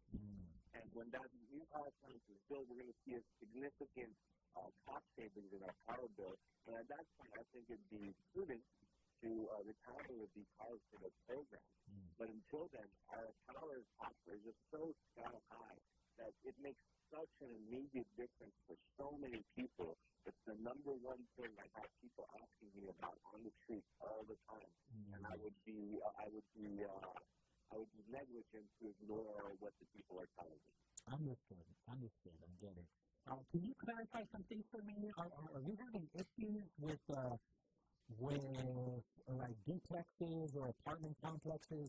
So you state in the bill, UTA must clearly reflect the $100 monthly credit on customer bills. You talk about master metered accounts, buildings with multiple units. They must obtain a notarized list of sub-accounts to ensure the energy credits are properly applied to individual residents. Why is that part of the bill? What kind of challenges are we facing? That was put in, I believe, at the request of GPA, so that way we don't apply $100 power credit to empty units that do not have electric internet. Got it. Understood. Because that would be like another extra $100 to the landlord or the... Yeah, exactly. When it could be, there's better uses of that $100. We want to make sure, I'm happy to do my part to make sure that money gets out there, but I want to actually make sure it gets to real people. Understood. It's pretty straightforward, right? I mean, the gas went up to yesterday. Another 10 cents. If we're also talking about potential tariffs on the horizon, too, who knows what that will do to the price of consumer goods. And so we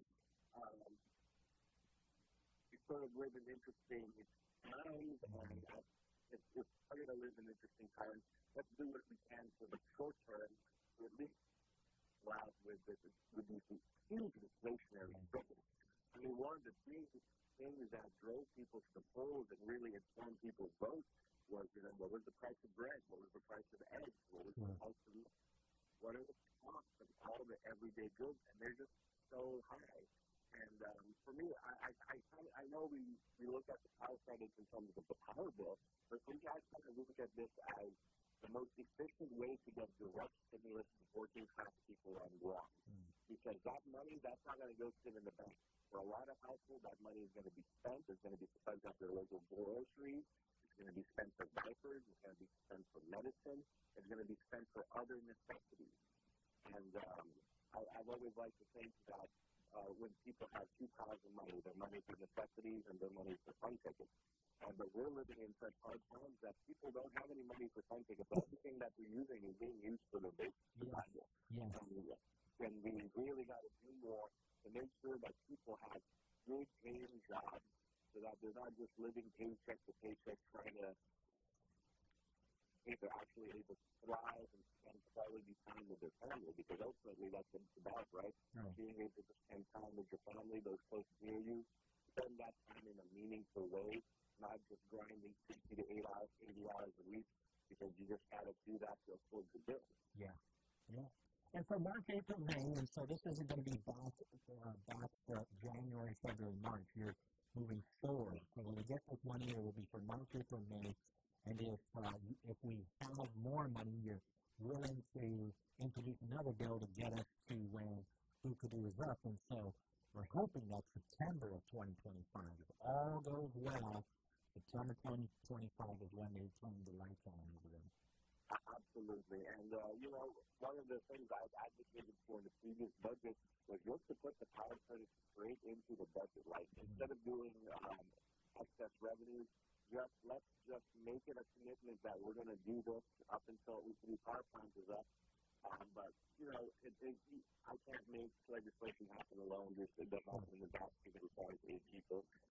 And that position ultimately did not pass. But I think as more time goes on, as we get into the tax season and we see the CREL report show that we are going to have the surpluses that we have had in the past, continue to expect what we have moving forward, that the most prudent thing to do with that money would be put straight back to the people in the form of these power credits. It's the most progressive way we can get money straight into the pockets of people, because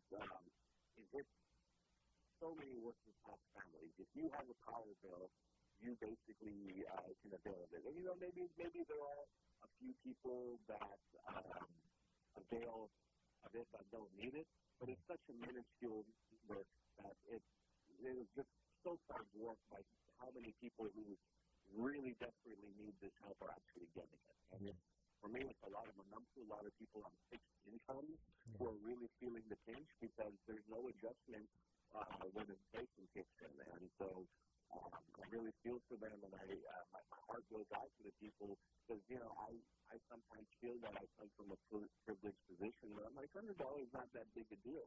But when I talk to people out there, when I talk to them, it's the one thing that they all people bring up to me, and it just really opened my eyes to how much hardship there is out there and how much we have to be responsive to it. Understood. I can respect that for sure. Bill, you're moving fast because I just refreshed the website and you introduced another bill. But Bill 9 real quick, or not real quick because it is important, for the emergency contraception for survivors of rape. And so I was sharing with our listeners what is emergency contraception, and according to your bill, prescription drugs approved by the FDA to prevent pregnancy provided within a medically recommended time after intercourse. There's emergency care that's involved, medical services for sexual assault victims, including examinations and treatment.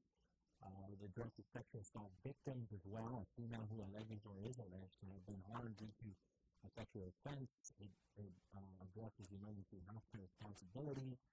It addresses STDs, and also the contraception is in pill form, supplies both the initial dose and a follow-up dose for later use. And so I wanted to ask you as well, why was it important knowing that abortion is still legal here in Guam? Why is it important to go even further with legislation? Well, I mean, I think it's self-evident why it needs to go even further. We have such a big problem with sexual assault here on the island, and we definitely do not want any unwanted pregnancies as a result of sexual assault to be proliferating on the island. We want to make sure that the victims who are going through such a traumatic time are not also saddled with this additional responsibility that was forced upon them without their consent. And so I want to make sure that the rules to take care of victims are codified so that when the time comes that I no longer sit in this chair, there will be no question as to how we handle and care for our survivors. Understood. Reminded that the Guam hospitals and emergency departments provide comprehensive care and information to survivors of sexual assault. Are we not confident right now that those that are assaulted are getting the comprehensive care that they deserve and information? Under the Leandro Tenorio administration, I'm confident that they are. I know she's a big believer in choice and women's rights, and she's a staunch advocate for it. However, part of why we legislate is not for governors and senators we like, it's for governors and senators we might not necessarily agree with. Perhaps there will be a governor in the future or a legislature in the future that sees a lack of specificity in our laws and sees that as quite wants to not provide these services for emergency contraception and information. And I would like to future-proof us in that regard and make sure if there is any vagueness in the future that is some of the legislation exists, that we will take care of victims of sexual assault and make sure that they have the resources they need to make informed decisions and to protect themselves. Understood. Your bill further states that it promotes consistency and compassion in care. Yeah, because, I mean, ultimately, when someone is going through such a traumatic event, it's unimaginable for me. And for them to have somebody who's willing to provide a helping hand, provide them with information, with comfort, with the medical care that they need, I think that's an invaluable service. Does the material go further into, because it says must be culturally competent and easy to understand, does it go further into like different languages as well, or will it? I would like to hope that we go to different languages, but ultimately that would be a decision made by the executive branch if it would be necessary. This is one of those things where I would be comfortable with the executive branch, not legislating, but deciding, hey, if we need these forms and this information in other language, maybe for our African neighbors, for our Filipino neighbors, for some of our Korean neighbors, whatever, at least we'll have that information. And so I don't think that's necessary to put into the language of the law, but we do open the door for the executive branch to make that decision. I also respect your courage to introduce this bill, because there are people in our community, and rightfully so, this is a democracy, right, that are pro-life, that will come to this public hearing and testify against this bill. Yeah, and I mean, that really breaks my heart, and I hope that when that public hearing happens, that the people who go there go with an open mind and an open heart and come there with compassion and kindness, because this is not an easy medical decision for people to make. People do not make this decision lightly. And I think they would see that if they were able to speak with these people on a very human level, they would recognize the value in something like this. And so that's the best we can hope for, right, is we just have an open and honest dialogue about it, and we let the chips fall where they may. And if that leads to me losing my legislative seat, so be it. I fought the good fight, and I'm going to make sure that I'm going to defend a woman's right to choose for as long as I hold this office. Thank you so much. So, like I was mentioning, we removed crowds because I refreshed the website. We now introduced another bill, Bill 27. It's relative to removing the restrictions on ownership of suppressors and silencers, and to be known as the Hearing Protection Act of 2025. I remember this bill was introduced before. I want to say it was Senator Tony Allen, or was it Senator Joseph Augustine, or was it both? I forget. But it's similar, right? So that way, especially like at the gun range, we can put these suppressors on and it will help protect their hearing, as well as in emergencies at home, if they're on, it would give more confidence to somebody like myself that doesn't shoot regularly. The sound that it makes would give me more confidence when making that very emergent decision to grab the gun for my safety and protect myself. Yeah, and you also got to remember, too, that we have gun ranges that are starting to come up against urban sprawl. So there is a noise component, not just for the safety of the firearm user's own ears, but also for cutting down on noise nuisances in any nearby neighborhoods and houses. It's one thing to be a responsible gun owner, but it's also handy to be a good neighbor and keep our nose down in any way we can.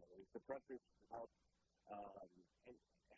reduce and resolve any tensions between any urban interface with gun ranges nearby. I'm all for it. Any way we can make Guam a more gun-friendly environment, I am all for, because even though I am a very dyed-in-the-wool Democrat, I'm a big believer in Second Amendment rights. Actually, that's really my driving principle, and really ties together a lot of my political beliefs, is freedom. I believe in maximizing freedom in any way that we can, whether that's through a woman's right to choose, whether it's through that somebody who wants to use cannabis, whether that's somebody that wants to use firearms responsibly, as well as the way I look at the world in economics, Are we really free if we're working 100 hours a week to survive? I don't believe so. I believe the thing that really sets us apart, there is a material condition that we as human beings need to achieve, but really, once you reach that material level, the thing that really makes life worth living is people, the family, the people that you choose to have around you. And if you're spending all your time working, you're not spending your time with them. Heck yeah, I think we need to introduce a bill like Bernie Sanders and make it a 4-day work week. Oh, you know what? I work. I'm ready for that. And yeah, but even for me, though, I still got my 40 hours in because I was working full time. And I love working. I'm down for that. 4K, let's go.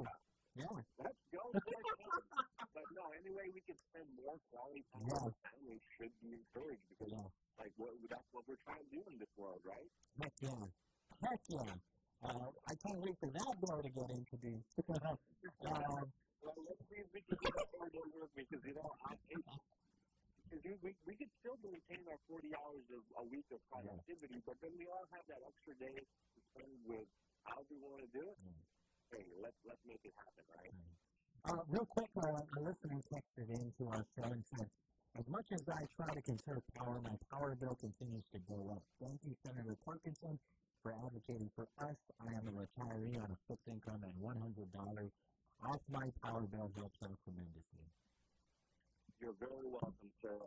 Yours was not the first time I've heard that, and I've heard it from so many people, so many of them are into, and I'm here to answer the call in any way I can. So I'm looking forward to pushing forward the discussion, and it goes straight into people's pockets. One more. Still waiting on your minority leader or your minority whip. It sounds like, because I talked to Senator Joseph Augustine, it sounds like you can go through the next 2 years without one. Yeah, I think we're okay. All right, so I need to double check. Let me know if it changes. Take care, Senator. Thanks for the time. Oh, absolutely. Happy and thankful. All right, take care. 3:58 in the afternoon, Wave 105.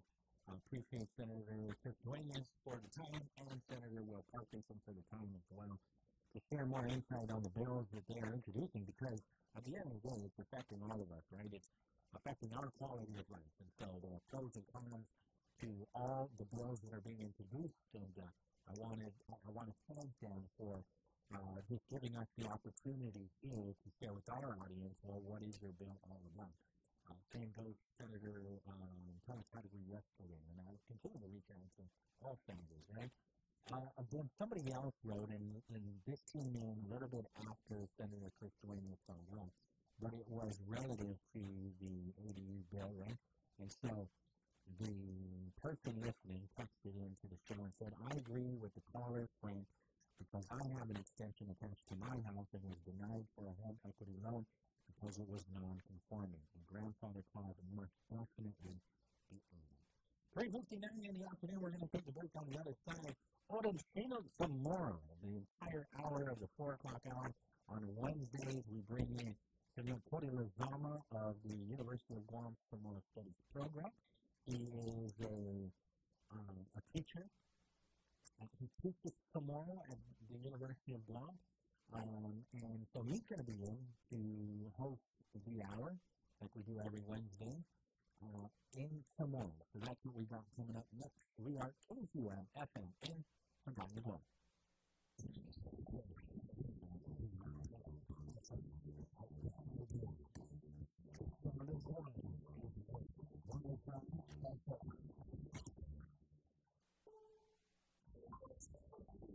CBS News on the hour, sponsored by O'Reilly Auto Parts.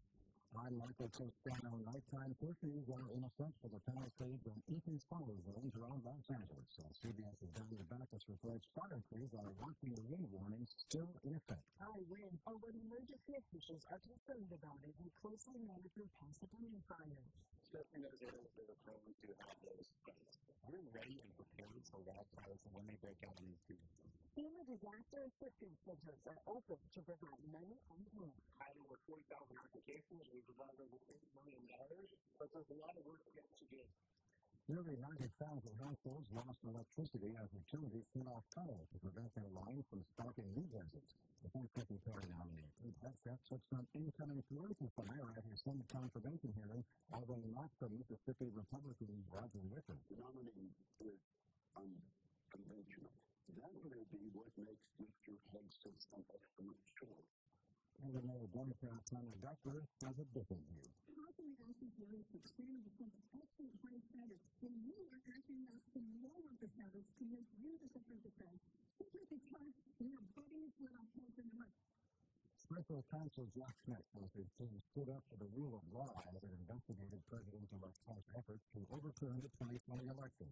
But CBS News congressional correspondent Scott McFarland says the calendar worked against Smith. The clock ran out. He's trying to make that case pretty clearly in his report. But when they submitted this thing was finally released, that was the last step. The prosecutors who brought forth the case, but they're faced the fear of retribution.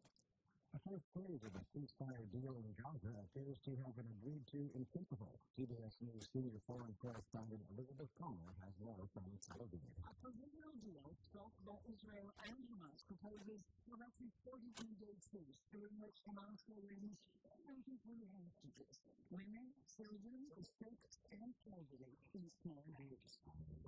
In return, Israel will put military back to the inside perimeter of the Gaza Strip. It will allow in a flood of aid. There's more new data on drinking and your health. The risk of dying from alcohol goes from 1 in 1,000 to 1 in 100 after drinking slightly more than 1 drink of alcohol per day, according to a new federal review. The review is one of two that is supposed to inform a major update of federal guidelines on how much Americans should limit their drinking to, which currently stand at 1 per day for women and 2 per day for men. That's CBS News digital health reporter Alexander Tim. This is CBS News. Think O'Reilly Auto Parts for all your car care needs. Get the parts and service you need fast from the professional parts people at O'Reilly Auto Parts. Between our holiday parties Weekend tailgate. and family get-togethers, We've been overindulging a little more than usual over the holidays. But now, we're starting the new year off on a healthier note by taking active liver supplements from New Nordic every day. Active Liver contains a powerful blend of turmeric, milk thistle, and grove artichoke extract, all natural ingredients that help protect the liver, so that it can protect you from toxins. It's like giving my body a daily detox. I've never felt better, and my energy is through the roof. And my doctor is already impressed with how much better my numbers are looking. So it's better health, more energy, and detoxing your body as some of your priorities this year. Get Active Liver today and start the year off knowing you're giving your liver some well-deserved relief. Active Liver is available in both tablets and as a discount. You can find Active Liver in stores at your local CVS or online at Amazon or NewNordicUSA.com. A 21-year-old Norwegian woman has become the youngest person to reach the South Pole on a ski without help. It took Karen USA 53 days to ski the 702 miles. She's 5 feet tall and 106 pounds, but she pulled the sled twice her weight during her journey. She said being in line before her attempt was the hardest part. She broke the record set by a 26-year-old Frenchman last January. Celeste's fellow Norwegian polar explorer Laurent Williamson became the first person to reach the South Pole in 1911. This was just the latest of Celeste's accomplishments. In 2018, at the age of 15, she became the youngest girl to cross Greenland on skis. Michael Wallace, CBS News. Catherine, the Princess of Wales, said her cancer was in remission after suspensively visiting patients at the hospital which treated her. She wrote, quote, "As anyone who has experienced a cancer diagnosis will know, it takes time to adjust to a new normal." Michael Costello, CBS News.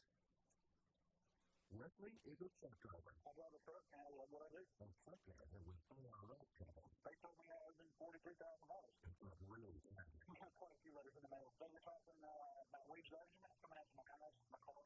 Yeah, they don't play around. I seriously thought that I was going to lose everything. One sleepless night, Wesley really made a call to Optima Factory for 2 a.m. I figured I'd get a machine, but I didn't. I actually got to talk to an actual person in the middle of the night. He told just what he was working for. Oh, they were great people. You need a team of people that know what they're doing, not the mechanics. They know what they're doing. Optima vacation in Cancun with Brian Summers. I spent an incredible amount of money. I have to go into some place. I was absolutely overjoyed. Take weapons of Guam. If you're in any kind of trouble with the IRS, I'll offer them a crash for you. Don't trust anybody else. Call us and offer a free consultation. Call 800-343-5460. 800-343-5460. 800-343-5460.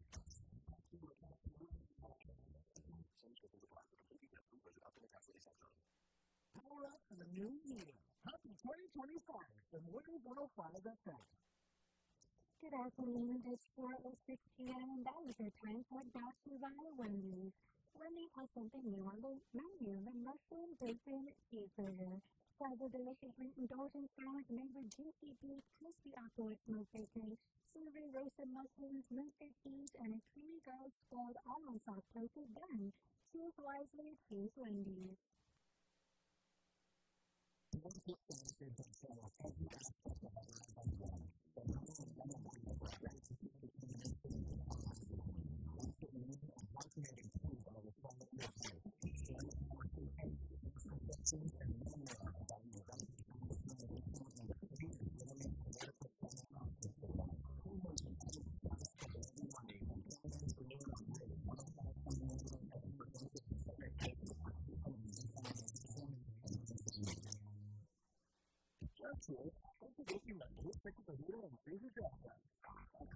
Way better than other restaurants. Then my boss asked her trying to take my food on before that. I did. Other guys have been here.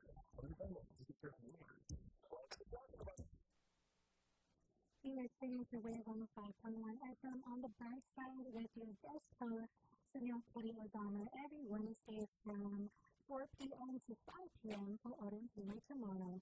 The Brightside is brought to you by Chili's Driven by activities, more life, great food, and mornings happy here.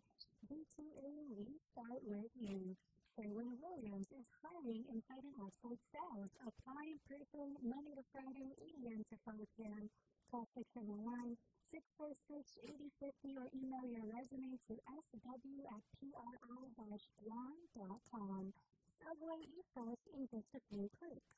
Or online at subwaypacific.com for pickup at your convenience or for delivery right at your doorstep. Online ordering at subwaypacific.com is powered by Good to Go, We Deliver. At Subway, you gotta read fast to be fast.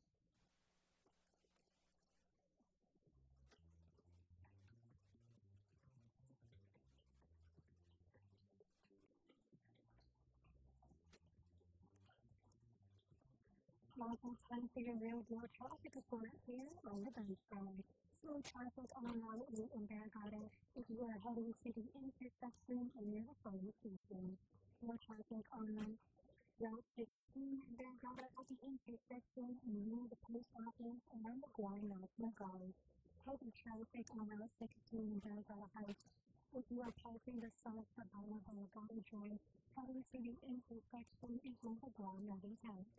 Slow traffic on Route 3 in Barragata passing Marianas High School heading to the intersection on Route 1. Slow traffic on Route 120 north and southbound at the intersection at least Route 14 and the RCC building.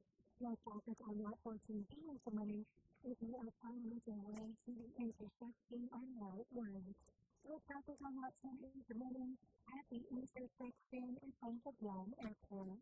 And now for your traffic advisory for the week. From tomorrow, Thursday, January 16th to Friday, January 17th, between 9 a.m. and 4 p.m., motorcycle routes the contractor will continue further work along Route 14B and on the sidewalk in Timoney. During this time, expect minimal races and intermittent lane closures. And that is your real deal traffic report here on the Brightside. The views and opinions expressed in this show are not under the show host, guests, and titles. They do not necessarily reflect the views and opinions of the staff and management of J105FM, News Media, or any of our partners. As we strive to provide quality, respectful, and encouraging content, we recommend to participate in this conversation. Thank you for tuning in to Wave 105FM, the sound of Guam. Enjoy the show.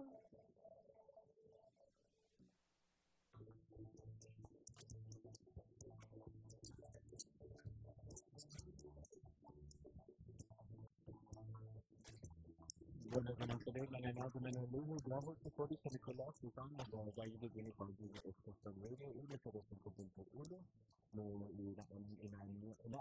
en la estación web, a pago día 15 de enero de 2025 na Pascal. Ito na programa yung kanila ang i-orin pinagsamuro. Dahil ito na programa na sinuhugtogit na kumapagpawa isip at matama, sinatatagal di mismo ng gawin ay pinagsamuro. Dahil muna kasi na nakasal na istasyon, wala sila nakasal-programa sa inagahahad si pinagsamuro no lugar na siya kausa. Dahil mga mamano na ni mismo ng gawin sa agad na ita, ginanaman ng nato, ginanaman ng kota, ang presidente. Agad ay kontinuo nasisita sa kanila sa tangan, kurapan ng isang talo na kusisas din, nasisita sa naghahaluga, pero itong ikinagsamuro. Dahil hasulokti sa ang naghahaluki sa basangan na todo hutungo pwede pinagsamuro na basangan na ang naghahaluki sa ranta ng lingwahe da usa sa ejemplo para ikumano na sistema na hubin ma-enja ki pinagsamuro. Sabi ko lang pwede nagpasa sa linguho na tanko guwaha di dito basangan kapag pinagpo para tayo usay sa pinagsamuro di dinalaki kada dia ng kada momento. Kano bisa pinasangan na todo hutungo no guwaha ha pininguho. Dahil na sabi malagoho para bayo pasti gizahanzo dabahu mai adasya rakit ni pinagtutungo ito ng samuro di linala niya.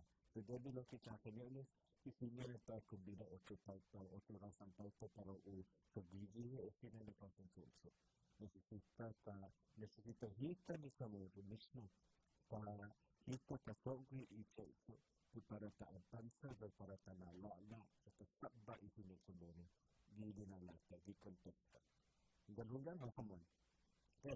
Ini pada es na programa tago ato sa mga kanyang gadget sa hansi ni Malago sa mga di konversasyon di opinologi inagpunin. Ang agalang buloy na numero ng telefon 551 922 1051 Palo 571 922 1051 Tatsulo 1052 1052.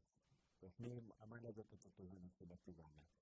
So gusto kasi ang kanyero so one thing pwede kita na mahuza gumagay pero hasmin lo anong beses din sa guwahan kanila no malasputa hadi sila no manut sa nobe na ay na hadi sila manut sa dosado kita sa modo da guwahan to ho makaisunod kasi nga kusino gaho kay Tanzania de la que sila no Bulan magawa no pinadahin di ba pues ay dito mama pagkahan na ba ng katsagano no sinabatado lo sila pamilya na mahulog sa linya na gusto pinagsamuro mausa yun di lasagini para iinatan sa lakuado because sila ba kawin no dos partidos sa pinagsamuro niya na mahika kasi ang naon no na-fair na uso yung pinagsamuro di legislation pinagkuari at pag ganito sa lahista ng pinagsamuro na uso di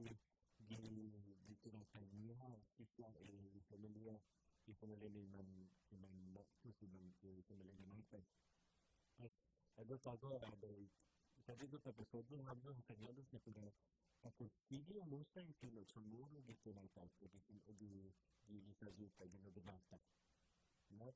Sa ito nga, ipatuto, gusto ko i-custom binata para hita. No? Ang gama ito di pamilya. Sa tatungo, ito sa iyagas sa subesta. Na para sa desado kada pwede, pagsulo kada dia, maybe Diyos, no, antes di inasa niya imasin. Pues, talo, tatogitalo, sa desado ng pamilya.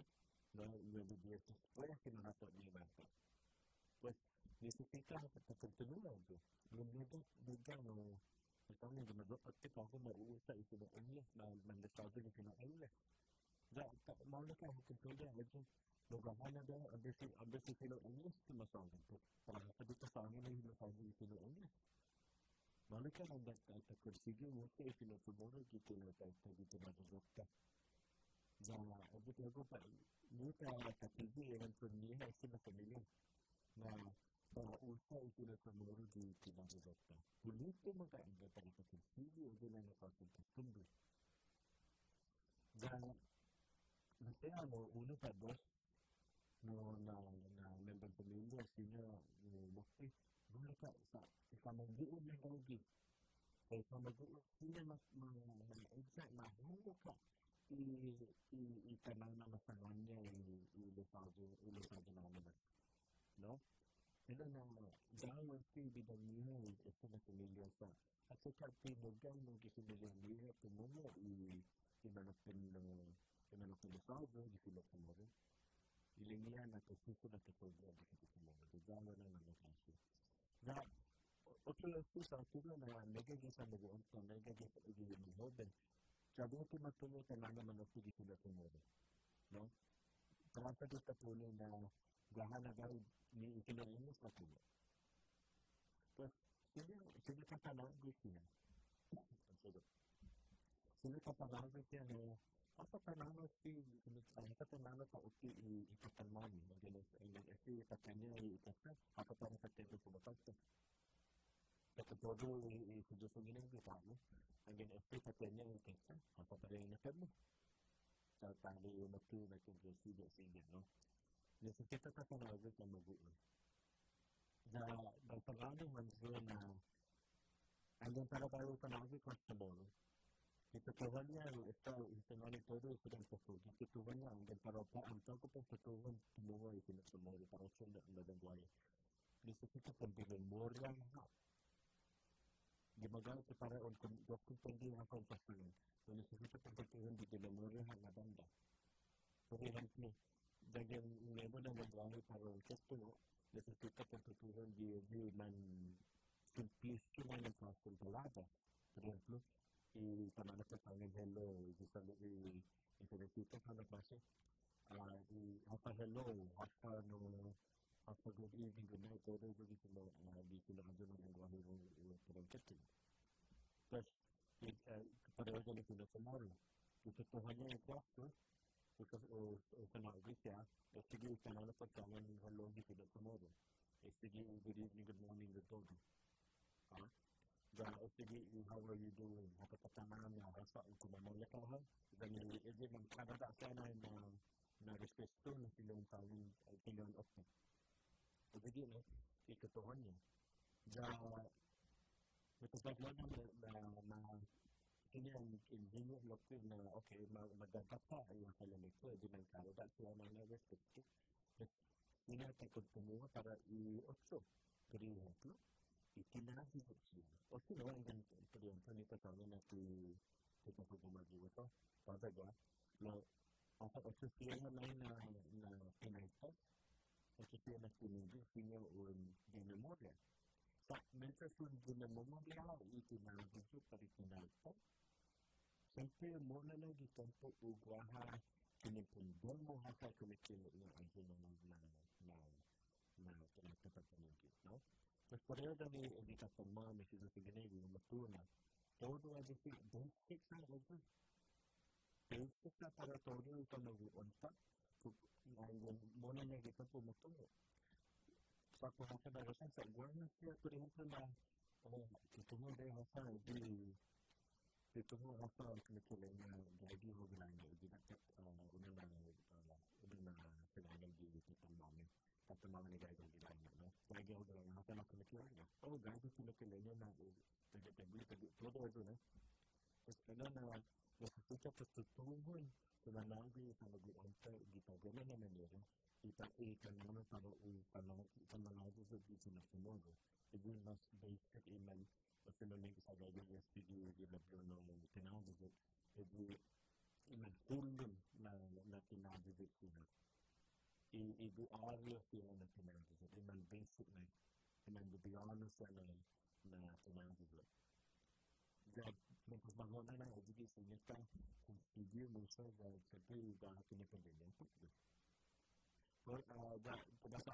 Pagkasabi na yung todo dito na dito sa pagkakas di ang todo sino English lang natin na dito todo sa dansa mas minimisahin, no? Lo minimiza se pone, debajo del línea, igual porque tu target tú me hace de línea, que te puede hacer lo mío, se puede. Se puede dar mal, claro, porque le quiero una de todo gasto, van a necesitar para seguir y nosotros, y te seguir, la mayoría de los pero puede. La forma de hacerlo, ¿no? Es decir, una relación para alguna duela. Ni está todo un detalle, de una manera. Algo y la investigación y como nosotros. O si no, en la idea de que público te da otra de público a escuela por pensar. Ya que si no es como digo, ok, está por decir. A favor de para la veces también no que ni está todo una especie. Ni está todo un que no es seguro. O sea, no, tiene que todo un general que es cantar. Y cantar bien. Todo es de cantar seguro ni gastar como aquí. Y está usado. Ok, la figurina y también también de manzana y palabras para hasta mano bastante noble y palabras, ¿no? La figurina de manzana de poder y campaña. Sí, es todo lo que se llama paso. Le pidiamo la pronto. Questo Hafa niente campagna, niente troppo per nella classe. Guarda, ma che ti devo da fare, se non faccio una cosa come te, ma guarda su cantare, stile, quando guarda che tutto io devo come te, quindi hai detto che questo da una persona che la riforma di quello si dice tutto l'altro. Guarda, non si dice, ma studio canta delle maturità, perché se studio non è popolata, a questi che si collegano. E sempre come a questo come collegano. Guarda, dico che queste mamme degli studenti, da oggi sa che le colleghe che hanno malato e che stiamo a fare significazione, a fare sostanzialmente tanto. Anche tutto per lo fantastico. Bonito, y cuando está en la pantalla que nos tomó, bonito no va a no me es una palabra eso. No me es lo que estamos hablando. Dijiste que sigue, que continúa eso. Ok, esta me hago pero tal vez no alcanzamos a unir a explicar que sí, hasta y significación, hasta este. Come se fai alla fine la classe pallone di canta bonito non so fare di pallone sarà ma che resiva per viene di Guam sono bastante pallone non di cantare no e dico tutto una tutto guarda che mi fanno quello di proprio di come io resolution da bonito è per la volta e di resolution per la volta come quella no perché stai di la mano che fa no a fare di una mano le mette no è niente tranquillo a favore del servizio per la base di recommenda la lista solo che ne sono quando nella classe recomendazione che fanno todo di estilo ma a favore quindi è bonito ma anche maculti perché non so di hanno fatto anche che quando la ginastica la risposta da video da origine todo stile la fattura si già una nascita di si hanno nel momento di oggi lo che parlo quando vanno a lavorare di documentari di parlano el lenguaje de que la lengua ma anuncia todo el anuncio de vacunari, ma anuncia que tiene niña, ma anuncia que tiene niña. Ma la provider vuole parlare stanno para uno de vacunari ya no anuncia que se lo saben. Pertama waktu di bos na di bawah itu sebenarnya sebenarnya seperti film lain. Siapa aja yang mana pun no. Mereka matubig di kinaulo, tapos pwede kinaulo di kinaulo. Dito na gabi, ako mo nang tatutok ng tatutok ito gano'n. Nagangwa, di ba hamsin ito po United? Da impili mo tanano na sila sa ganyan, tupago. Yung tatutok yung tatlaki, tapula, todo na ito siya na anunsyo gato di kinaulo. Sa mga pinito rin sa ako mo na hindi gato kitaka ginagawa sa tono. Jangan nagawin sa kita bakit lagi yung katulong na bakit lagi lagi kita sa bakit lagi tayo. Dan ako man ang uno na pilihan ng tulungan na yung sinusunod. No? Ito lang, hinahan na kasangin hakadehan at sangin okay, malika ito, naho. Mga sa hakadehan, uno nga na karada. Ito po yung uno na, ito. Ako naman na para kasangin ito ako na nagsusubot ang nakatag sa ito pero nandun siya bakit na itilot mo. Siya na kasangin, bigyan mo ito. O sino, malika ang din para sa pagkakasigihan sa isang tanong ay adi kayo rin sa dito. Sa kasi sila po nila sa loro sa depende. No? Kaya ito no sinora ko sino ang tayo ito kada wakaro na linsa. Damo ano sa Paraguay, kinikilayo na kompanya na respeto yung lenguaje argentino. Pero dahil kapag natin todos na tumulo, sinusunod, gagawa hanggang tumulo. Hanggang gagawa, gusto niya tumulo, sila tumulo. Dahil nag-make good sila. Nihita pa isa, question na ito. Nungangay na katamamala naman yung question. Nihita pa isa na. Sa isinya ikutos manopin, hanggang matugo na yung kapalikutan mo. Necesita kebutuhan gitu dalam Manila. Untuk tahu semua penyanyi yang tahu juga hadir melakukan penelitian di tingkat nasional. Untuk tahu nomor telepon tahu 511 922 1071 tahu 511 922 1071. Tapi kedua tahu di pasal di masa kursus saya tahu. Jadi di mana juga di escuela personal di komunidad. Nung para ko nakalan ng kalangguano sila na nakakalan mabalaw na na-explain ng adubi. Dapat hindi ko ito bata gawin mo ang gano'n sila sige lang hindi na sa kuda solo dahil nagdang ko. No, wala sila na pagtigil ko ito bata. Naging grabe ka hanggang ni necesita ayuda kung namalaw mo ng gaga. Hindi kasama ko rin ako i-design na dito nila. Kung namalaw ng gaga ng ayuda. Tapos pagkatalo di ko turaka na kala ni ipinubuon pa ilang habon kung lang doon mga expecta hasta para apa mo necesito isang na ililang lang. Gusto para basa. Ito na natauto. Ito natauto. Tungo na gana ba ito na wato tato si Talismo. Gata hasudi nasisidap niya wato si Jota. Zamang ka, gawin lang sa talaga ko nakilala niya na nakita po nag-gusto ko sila ka na sa hayan nag-gusto mo na nakasito ko ng gusto ko pero ka sa laguna dahil na ko yan sa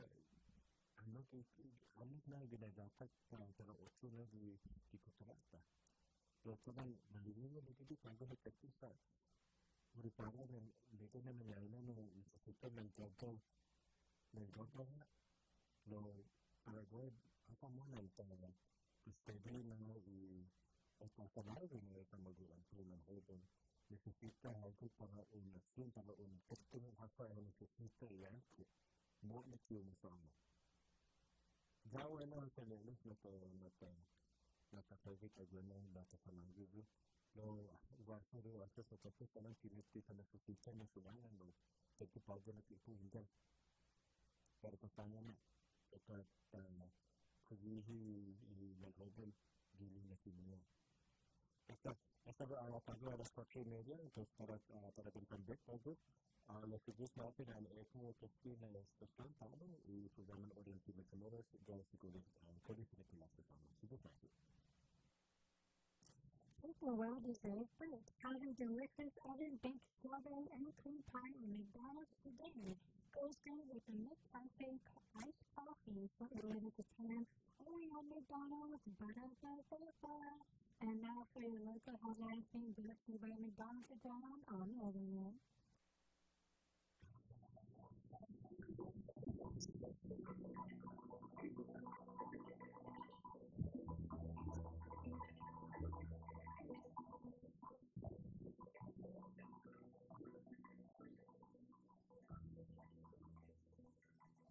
Bueno, pues nada, today here's the latest from the Marianas business forum. We're going to take the Marianas upgrade to the $30 reduced communications and putting the show on a best time recent models. Over the last year, somebody told me that the government is wrong. So I'm excited to the first responder of the mobile radio system, but unlike other law building not required. This component is one of the most close to the first network, which allows them to communicate with cellular and 100 new inches of radio from unavailable. In addition, it improves the single provide and the security of the threat among the number of other benefits. According to the Marianas, the system upgrade cost $11.5 million, as well as the investment for the land of the people. And we see that the government's accountability versus funding from the government of 14 million on the organizations. So that simply that things work on the efficiency and whether it follows normal operating and POs. Sales from the public non-profit organizations maintain the tax of the spending as well as being compliant with all tax laws and the prior requirements. Over 1,526 NPOs and NPOs confirmed, 625 are active, and then the level of experience includes as those as of August 2023. Got it. The businesses is monitoring and registration of employees and activities out of a relative party company. According to the Marianas business plan, the labor is 5 and 1098 and style with a style.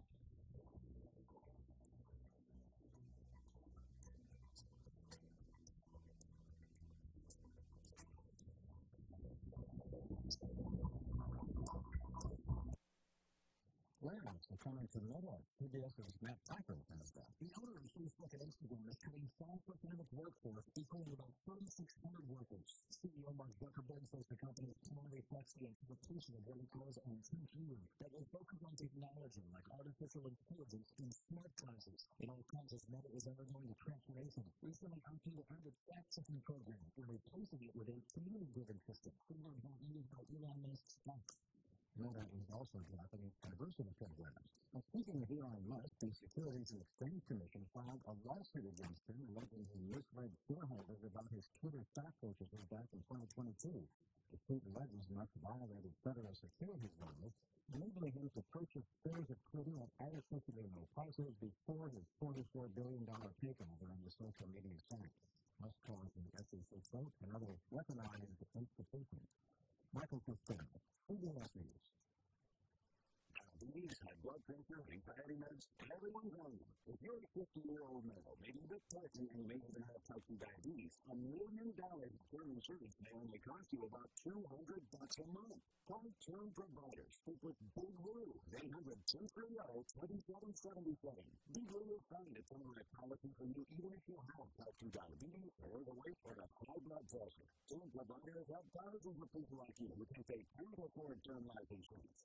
To buy $1 million of affordable term life for you, all you need to do is call Big Lou, 800-230-2777. No one will service scores at 15 years later. Call 800-230-2777. Big Lou will answer your call and work to put you into a term life policy that you can afford. Remember, Big Lou's like you. He's on meds too. Call free on 2777, 800-230-2777, or bigwheels.com. McDonald's is not moving to chicken. It's not just a personal cookie fan, and it's only on the cookie. If you buy chicken, that is done. All that cycle of chicken right here. If you cook it in, in fact, you can honestly service any other chicken, single chicken. You make cooking. Only on McDonald's.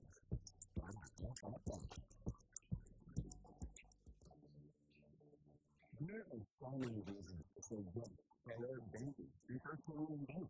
There's the ATM rebates, exclusive access, a discount, a fee list. Honestly, you keep going, but you don't know how to take it. To hear more, personal bank, broker, banking.com for priority. It's good to go for the loan. Only to get to the clock. Go for a reading. All starts with yes.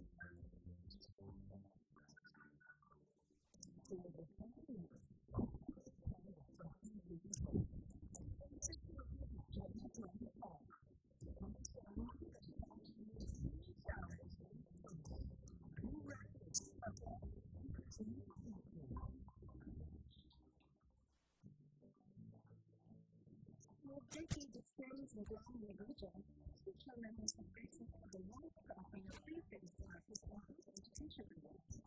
Membership also includes a high-quality financial network of online and offline retail programs, and a one-stop teaching center and overlay. Yes, for teaching. Call 641-617-3326. To the teacher.com is a long-term update. Your email, your helpline. Hey, exactly about has a more than 4 sorts of action and 2 sides. Even altitude. Plus the kids. Hold up. Go check it out. That's me. I'm not everybody's a good thing. I'm going to tell you. This is something you got. Get ready for the exciting idea with me and Charlie on the Kids Red Light Show. Number 2 item. 2 inches, 20 days, motivation. 6,000 drive. A self-care center. 2 days in the cold. It's me. Easy to do. That's why my show is Brightside. Brooklyn Golf. Weekly Hafa Adai. Organization. GTA. South. Hafa Adai.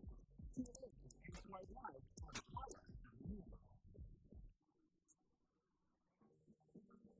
Wednesday Hafa Adai. Get acquainted with more every Thursday from 10 a.m. to 11 a.m. Tune in at 25.1 weekday to listen to any topic. Our content is a special initiative by Guam Department of Education dedicated to showing the merit on and fellow students of our students, teachers, and staff. Once again, join us on Thursday from 10 a.m. to 11 a.m. on News 105.1 The Sound of Guam. Viewers all day, most of the relaxing. Tune in Monday through Thursday for lessons here on News 105 FM. We're going to help you chill and forget about the stress of the day. The real physics stuff, but it's short and slow anymore. It's late night, Monday through Thursday nights to midnight only here in the Sound of Guam. Wave 105 FM.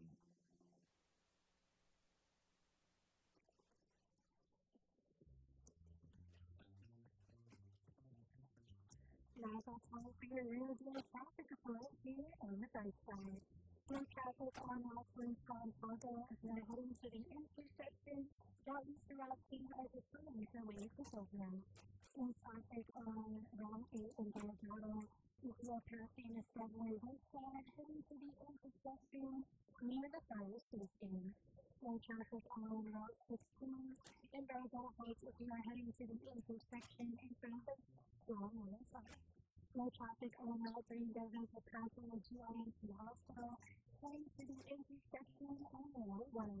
Slow traffic on Route 3 Marianas if you're heading to the intersection and leave Marianas Road Road.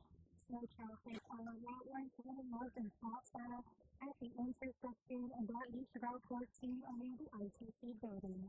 Slow traffic on Route 10 is money if you are heading to the intersection of the Guam Airport. Slow traffic on Route 111 northbound if you are heading to the intersection near the Guam Kennedy High School. And now for your traffic advisory for the week from tomorrow through January 16th to Friday, January 17th, between 9 a.m. and 4 p.m. Levels are advised at the park to continue further work along Route 14, Brightside, into Lily. During this time, expect rain, and conditions on the Philippines. And that was your radio positive current here on the Brightside. The views and opinions expressed on this show are that of the co-host, Justin Collins. They do not necessarily reflect the views and opinions of the staff and management of Grade 105 FM, Lincoln Media, or any of our partners. Our concerns about quality and excellent engaging content and welcome you to participate in the conversation. Thank you for tuning in to Grade 105 FM, the sound of Guam. Enjoy the show.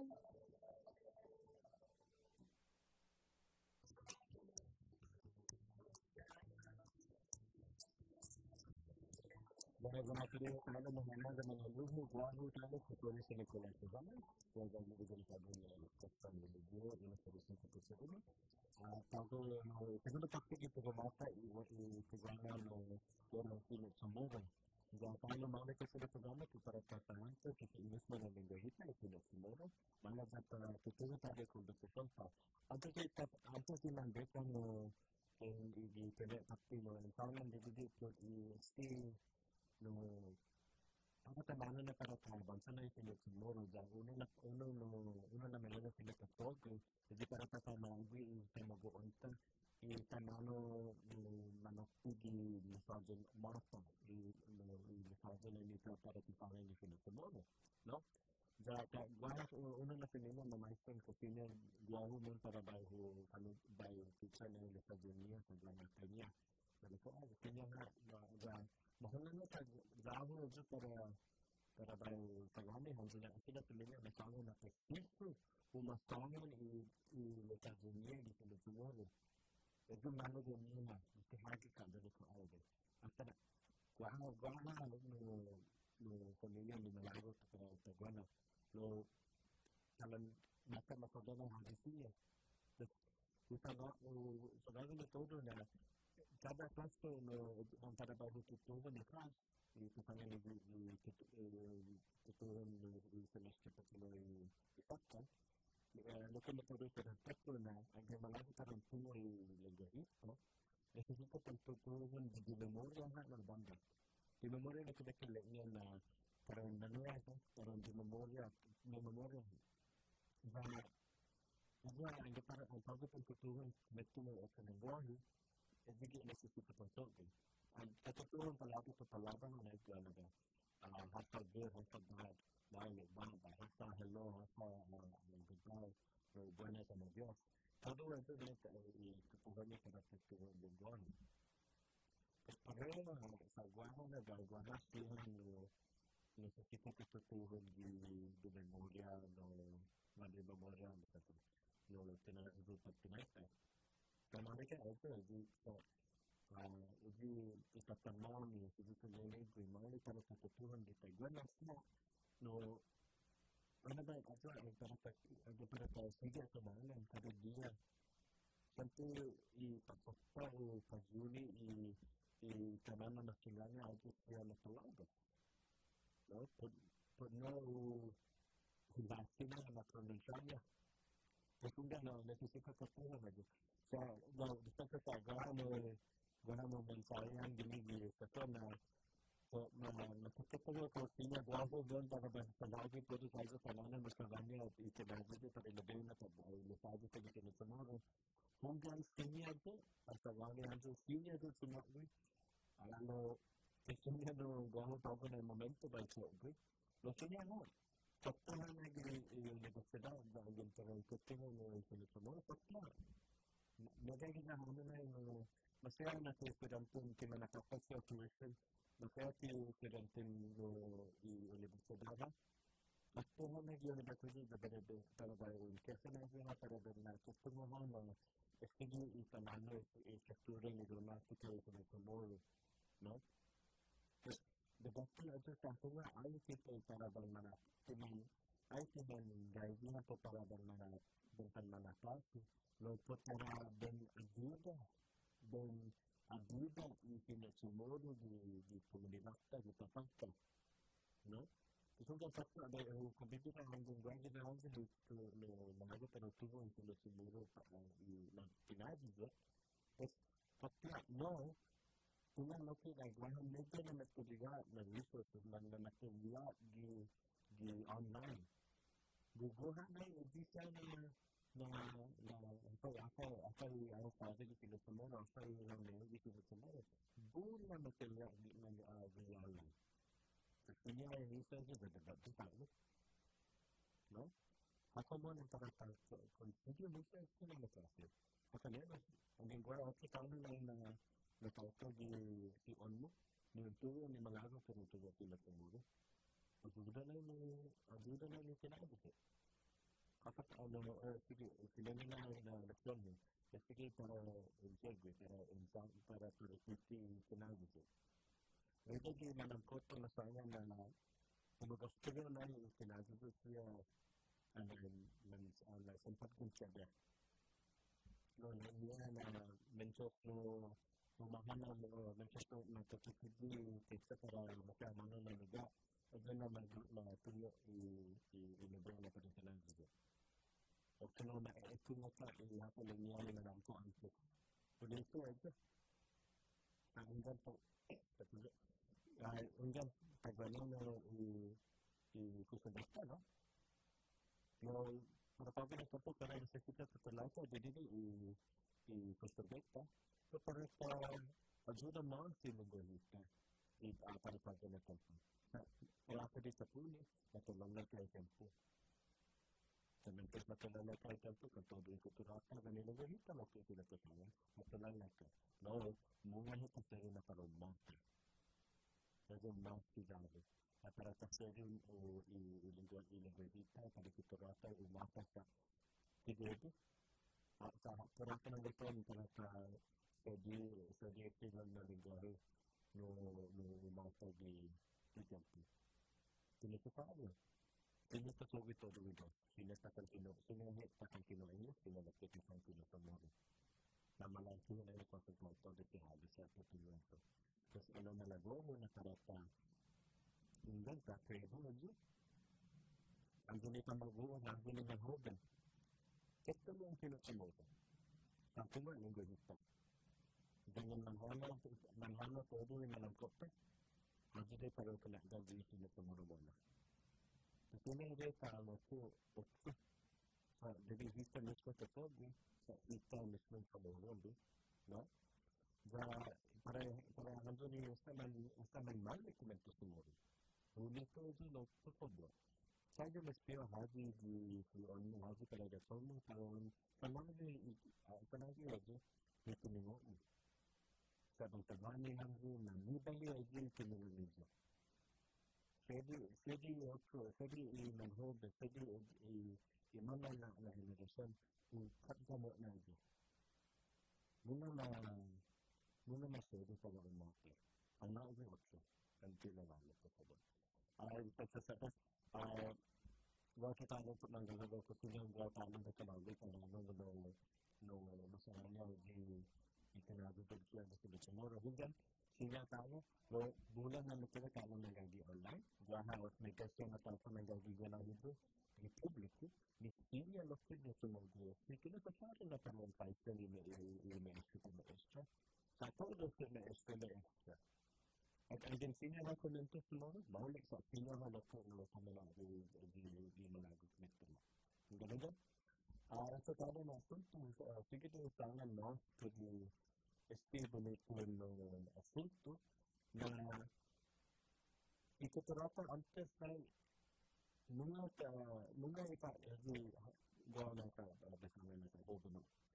Mga ihabi na para unangka iangkut para sana Hafa necesita. Kung naman esta kung Hafa necesita o kung Hafa para necesita, pues intutulong na basura en Chevrolet. Por ejemplo, esto en Guam la fiesta que nos gustó. Esto se tuvo na sinando na tinalo na mamakka, no? Ya, okay. Necesito viajar al lugar para esta casa, ¿no? Pues varios días, pero yo sila niya. No? Pero Tapos ni terbuka dari jiput na bentuk jatuh ke otot. Semua nak jadi mesti menjadi gigi nak, kan? Jangan itu katanya na si jangan bangsa di kemudian. Jadi yang kedua ni ada lo macam ni begitu. Ni tersama dengan apa kata sebagai kita tekan nama kata ajuran kita pergi yang supaya hujan mana tak. Apa mau nak ni? Masih kita nanti siang dari sama dia lah. Jadi ada kita sih kata itu. Jangan mesti kita takut penuh atau mau pergi bangsa tu. Terus kita jangan bangsa malam sih. Apa gua kita ni kita tu. Bagus nak pergi sini. Mana kata tu? Unggan senyor di bawah nuevo. Unggan para hagu lagi sini jangan para itu ni. Unggan sedikit masih.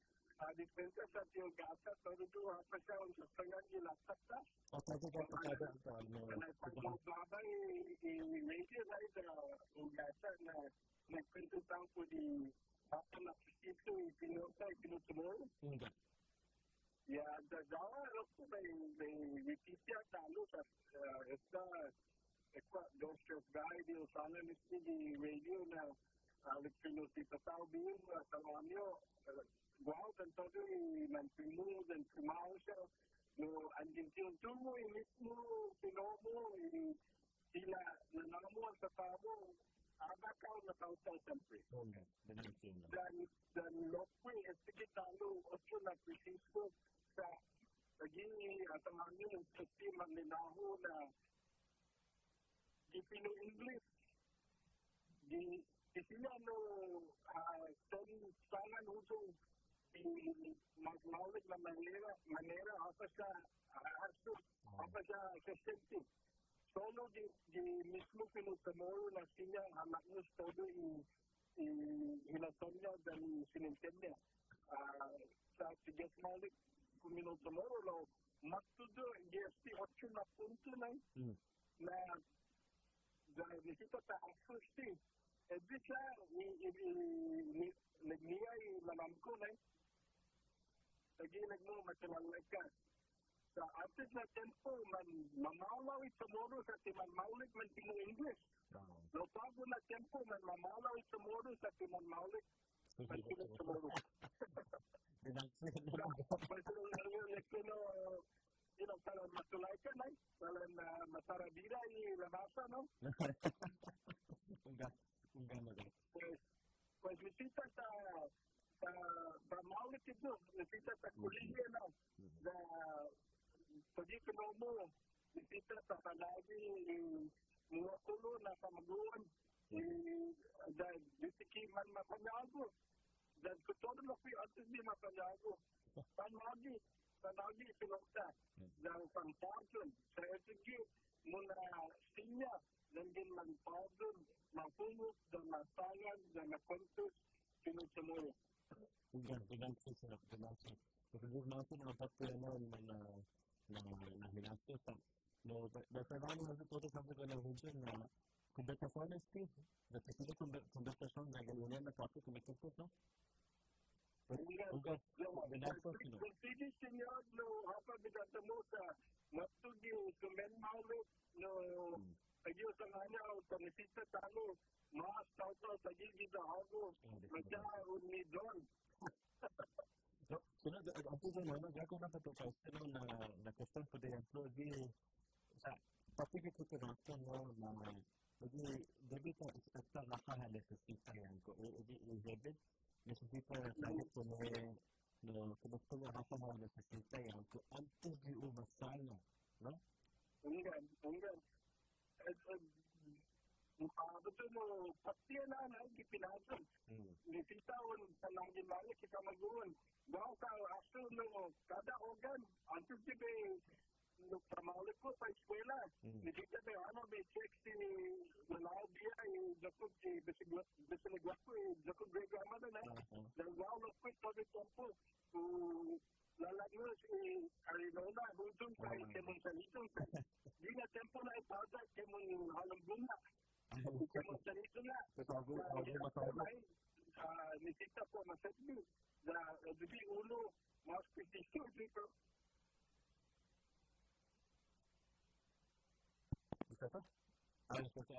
Sino ang tinong lumutesti dito sa nagparapang tanang gato lumayo ang kanilang mulo. Para sa tuloy din sa iyo na sa mga gato katibo sa kanot mo na.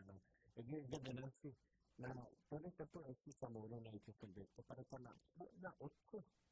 Para sa hasto otso. Ang pwede ka hasto mas bonito ito para go para lo que na mandesta na napasita.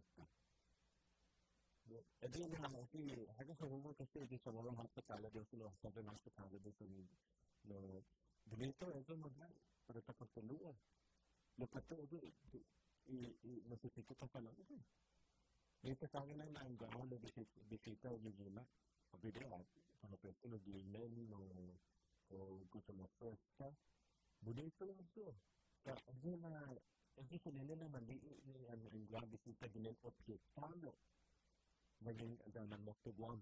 Ganali, gusto na isos na lunch, dito na kami matulog ko namin na siya na isos, hindi sa loko. Para todo magbisita, maybe din magtungod ang kumpanya na hita loko, manmaulit na bangka. Manmaulit ko. Tapos di ka sa ano, siya kapatanawa ko. Mag-hospital po na hindi na naglasintaw ko. Kasi hindi na siya na nagtawta po sa hawag. Dan lugar mata kita di Pauly, yo sila kita sama na kalau sa seria para Paulo sama na ko mati ka po. Ano ucesti na susto. Jadi kita kan mau ni kan go anta mi tagini. Apa din apa tanano para sa tawi o sa tao. Apa tanano para na sa tunocho. Bonito. Wala ko na para sa tutulungan ko. Parang nasisita mo magsaman, umasahan ng ito sa radio na kaya pag sinaga na ho dun sa publiko, gano'n ka magawa ligo ka na isi. Na klaro, na sige i-pasasabi sa paratula ko sa nanmali ko na nagkakantalta, sige ipanalan na sa nagesta, dahil ko lang ito, paggambo, ay ko pa rin kontinuwa, pero paggambo na isi, para manmamala sa delegasyon, kasi todo de ilustrano ng matungo na isumoro, manmaulit ko ng kasuntanto. Jadi agak sangat nalagawa dibisiro dan kaya naman matalawa yung todo na dalam talawa yung nasakta. Muna di kampu ni takon serious na klase. Baligo to do magmahal ni talenta. Na dosi ko na kita na Hafa Adai na klase dito. Muna na kasi din sa na ubasa.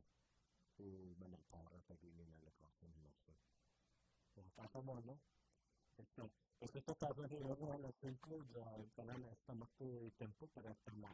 Ito na programa lo daw sila na klase ko dito. Sempre para sa kultura sila na klase kanto. 8 semanas dia descansar.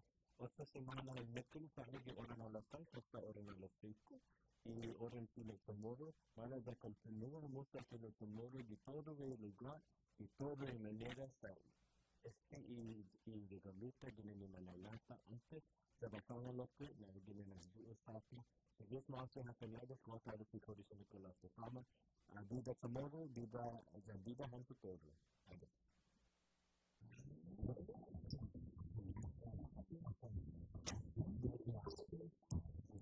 Guam is right. 105 FM.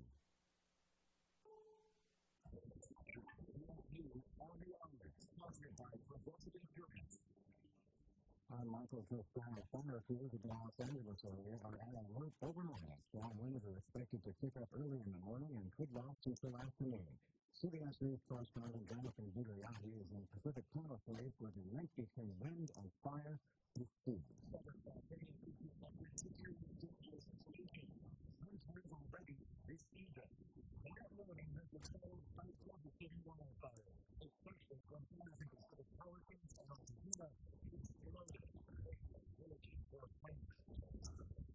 FEMA is now on the scene and assisting victims of temporary housing and disaster relief.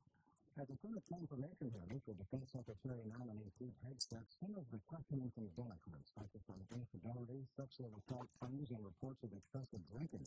That didn't sit well with Oklahoma Republican Mark Wayne Mullins. Make sure you make a big show of their prophecy because the man's made a mistake.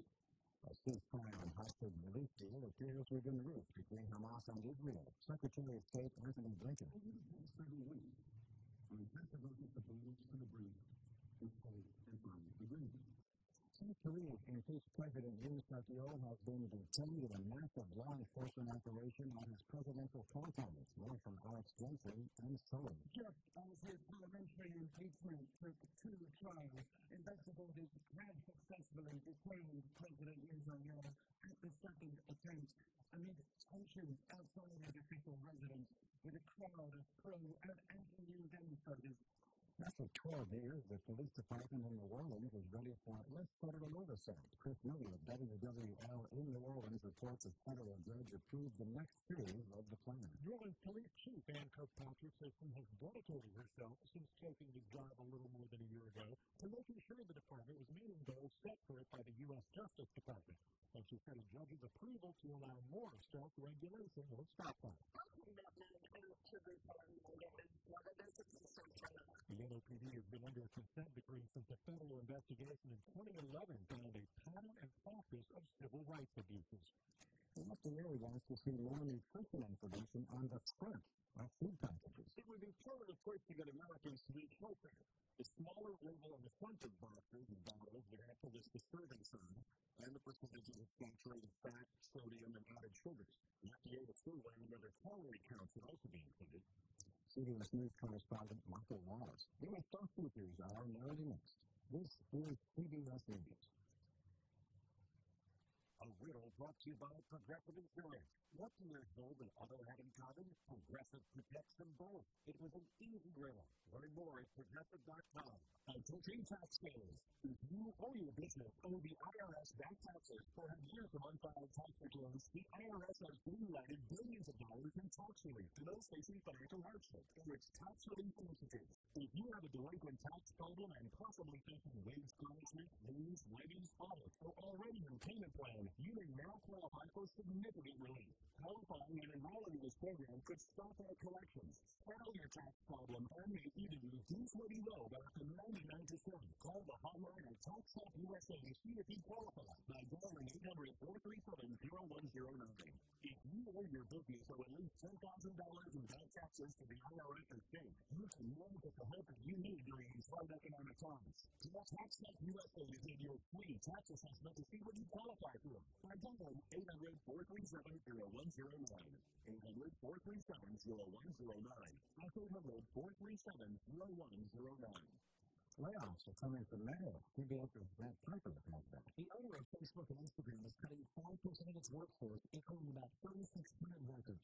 CEO Mark Zuckerberg says the company's plan reflects the anticipation of what he calls a 10th year that will focus on technology like artificial intelligence and smart glasses. It all comes as Meta is undergoing a transformation, firstly opting to end its fact-checking program and replacing it with a community-driven system, similar to used by Elon Musk's X.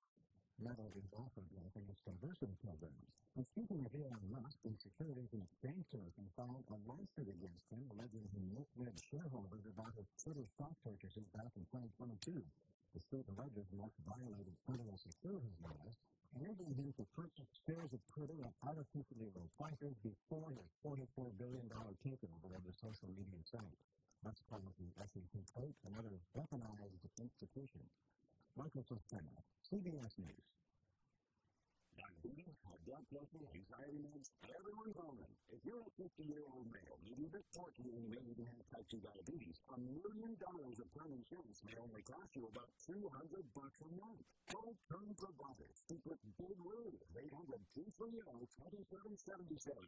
Big Lou will find a term policy for you even if you have type 2 diabetes or overweight or have high blood pressure. Term Providers have thousands of people like you who can take time to afford term life insurance.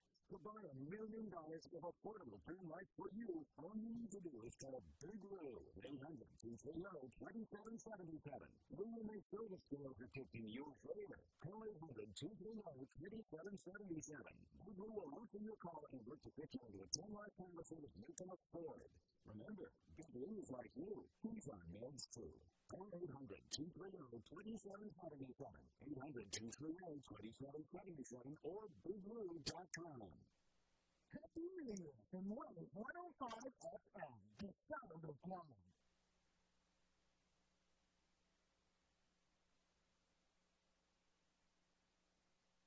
Well, today, Guam, Johnny and P.I. here, inviting you to tune in to Best Pop Show every Wednesday from 6:30 p.m. to 8 p.m. Join the wave of conversation on this body and ideas, subjects, concerns, and benefits for you on Wave 105.1 FM. Good afternoon. It's 5:06 p.m. and that is your time check brought to you by Wendy's. Wendy's has something new on their menu, the mushroom bacon cheeseburger. Further deliciously indulgent salads made with juicy beef, tasty apple smoked bacon, savory roasted mushrooms, mustard cheese, and a creamy garlic spread on our soft toasted bun. Choose wisely, choose Wendy's.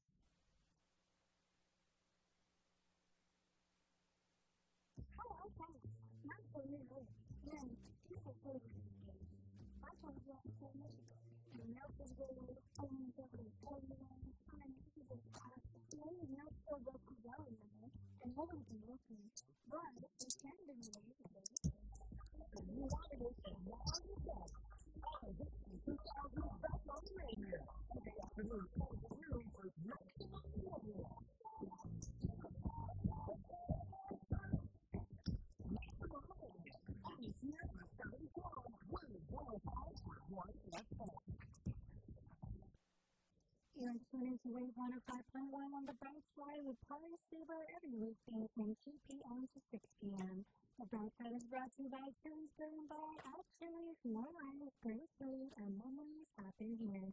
GTA, we start with you. Sherwin Williams is hiring inside and outside sales. Apply in person Monday to Friday, 8 a.m. to 5 p.m. Call 671-646-8050 or email your resume to sw@prii-guam.com. Subway East Fast is just a few clicks. Order online at subwaypacific.com for pickup at your convenience or for delivery right at your doorstep.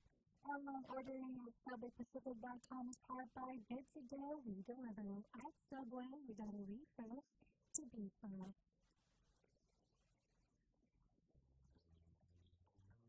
Now's that time for your real deal traffic report here on the Brightside. Slow traffic on Route 4 and 10 in Town Pago at the intersection that also leads to Georgia. Slow traffic on Route 8 in Delgado if you're passing the Subway restaurant heading to the intersection near the fire station. Slow traffic on Route 3 in Denver if you're passing the GLS hospital heading to the intersection on Red Lane. Slow traffic on Route 4 to the Honey if you're coming from Pagonia heading to the intersection near the Central Precinct. Slow traffic on Route 1 to Living Southbound if you're heading to the intersection that leads to Route 14 or near the ITC building.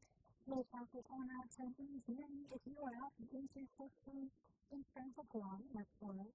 And now for your traffic advisory for the week from tomorrow, Thursday, January 16th to Friday, January 17th between 9 a.m. and 4 p.m. Motorists are advised to contact the continued photo work along Route 14B and the sidewalk and tomorrow. During this time, expect minimal wind shifts and intermittent wind closures. And that is your real deal traffic report here on the Brightside.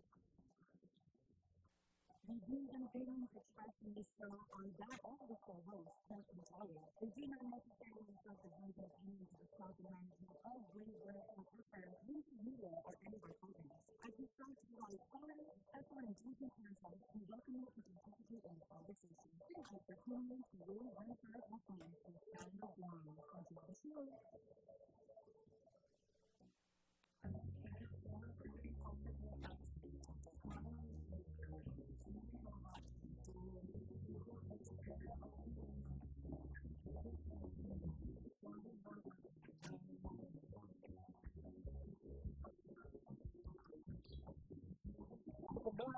Brightside right here on Wave 105.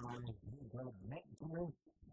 And thanks, Coda Lozano once again for providing a show and all in some more.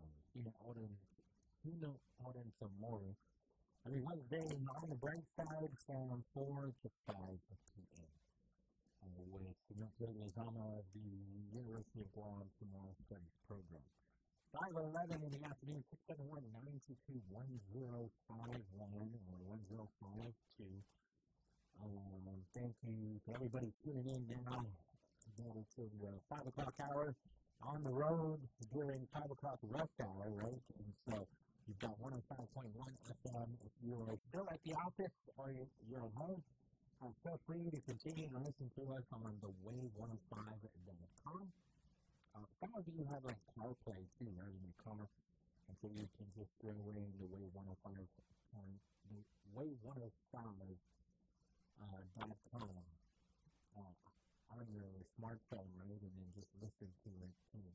There's that capability as well. But, I mean, you're in your car, you might as well just be on 105.1 FM. And then we still got the YouTube for those at home. Or at the office, Wave 105.1 FM Guam. So the office of the Congressman Jim Moylan, Congressman Jim Moylan put out a release just a few minutes ago sharing some good news that Guam is going to be receiving more than $1.3 million to repair signs on signals. So we were talking about that. Some of our traffic lights, they're dusty. We've been cannibalizing some of our traffic lights, right? Taking from one intersection and moving it to another, and we haven't been able to replace them. You'll see like some of these intersections, like the wire just dangling there. In a number of our intersections. And then also, McDonald's in Manila. It was confirmed by the mayor, Gata, who said, yes, they do plan on when you are leaving the Manila McDonald's, that there will be a light there too for you to get out there safely. Turn left, turn right. Right now, you're only allowed to turn right. It's a very unsafe intersection, right? And so the exit of McDonald's in Manila, it's right there at the intersection. Like you totally can put another traffic light there to have you get out safely left or right. So it's not like you have to put a whole another traffic light for McDonald's. There's one just right there. And then I remember hearing at a online beautification task force meeting, the director himself from DPW, Vince Ariola, was looking into it. I'm not quite sure if they will be doing it, but there was talk of another traffic light at the entrance with Payless. So there's Payless on the left-hand side if you're passing McDonald's. Payless is on the left. Pizza on the left. Oh, yeah. There's Pizza or Domino's? Pizza Hut. Pizza Hut. KFC across, and then Taco Bell. So there's talk of it. I don't know if that will be implemented for sure. Can't confirm. It doesn't need a light, I'm sure it does. But it would definitely stop and then stop again. Yeah. So I was worried about that on Route 8 when they put the light up at Payless. Oh, yeah. Yeah, I was worried about that. It's close to San Jose Mart, right? So if you stop with the keys in and then you stop again, and you're like, like the Route 8 is supposed to be like a nice slow, you should be able to just go from Hagana all the way to the Triangle. No stop! Right? And so it eases traffic. But what I found, and correct me if I'm wrong, maybe you experienced it yourself. So, the Benson has a left turn. Right? So if you're coming out of if you're coming out of Hyundai, you're in MTM or in that's part two, right? And Benson's on your left. How many people are trying to make that left turn? Yeah. There's plenty people are trying to make that left turn. There are times where I know not to come out of that road because it's going to be difficult to make that left turn. But what I have found is that light for Payless has helped me make a straight left turn onto Route 8. Because I'll be like, oh, no one wants to stop for me. Nobody wants to let me out. Because, we're going 40 miles per hour, even 30 miles per hour. They're not stopping, and they shouldn't. There's no need for them to stop. Don't stop to let me out and make a left turn at Benson to Route 8 to go to Uganda. Don't stop. But that light has helped me make the left turn. Because when it turns red over there, for everybody, the flow of traffic to go on Route 8, north and south, right? Okay, left. Now I have an opening to turn left safely. Obviously, I have to still watch for the cars turning into Hyundai and let them go, but it still gives me time to make the left. And to be honest with you, it didn't really affect my time, like Ern said. Just leave on time.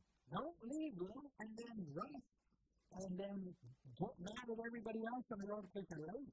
Just leave at an ample amount of time. And again, to be honest with you, that Payless light, I was worried about it, but now that it's been there for a while, it really hasn't affected my travel at all. Not in a big negative way, right? Like I was mentioning, in a positive way, it has helped me make that last turn over at Benson a whole lot safer. Joe Malik's on the line. Hafa Adai, Joe! Senor? Joe Malik? Did you fall asleep? Hello! Senor? I'm watching TV. What are you watching? Are you like Mayor and Wilkerson? Oh, yeah, that's unfortunate. I thought you were watching Lifetime or Hallmark like Mayor and Melissa Savari.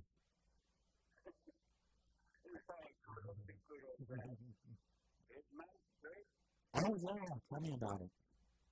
Yeah, we went to, the public went to do something about that place. Always somebody always got accident. Oh, yeah. Yeah. What should they do? What's their, what is your solution to fixing deadline crew? Make it straight?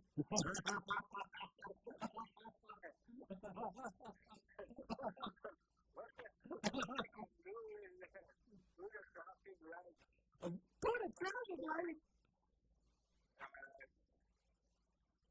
Make it signal. Overhead traffic lights on the outside, the very end. Okay. The side of it, white traffic lights on, signaling red color. To make them stop or to let them know to be cautious. Cautious. Oh, orange lighting. Orange or yellow, orange, red, oh.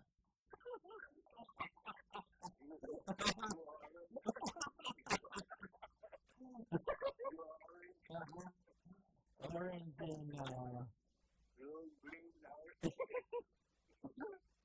so I remember hearing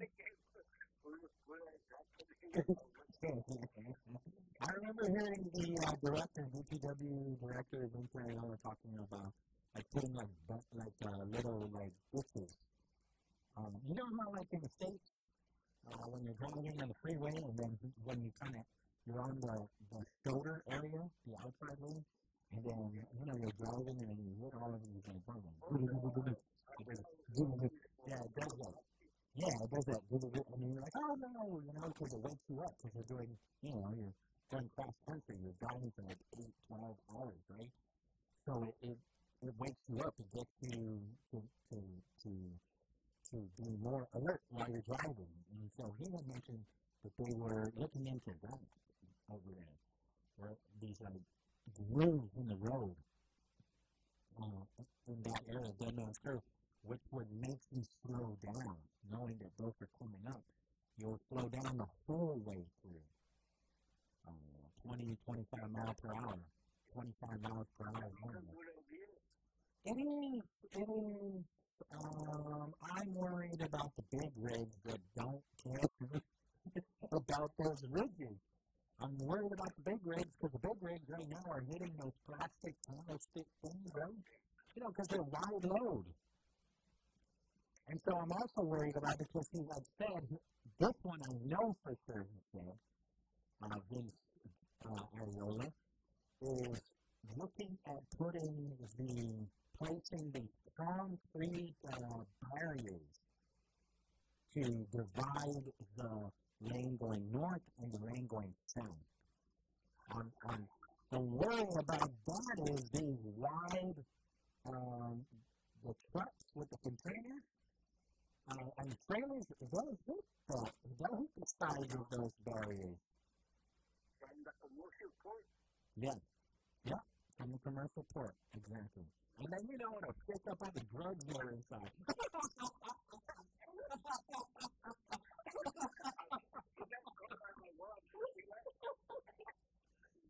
I'm joking. We got a lot of fun, laughter just makes life a whole lot more bearable. Speaking of bearable, we got to make sure that they're... Absolutely. Speaking of bearable, any more dumb trucks for Twitter?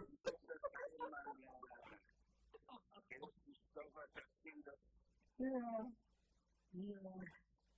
No more teddy bears in the dump trucks over at the port. Yeah, but...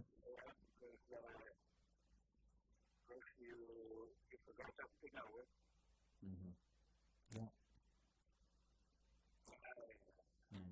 How's everything else, though, Camille? Oh, it's okay.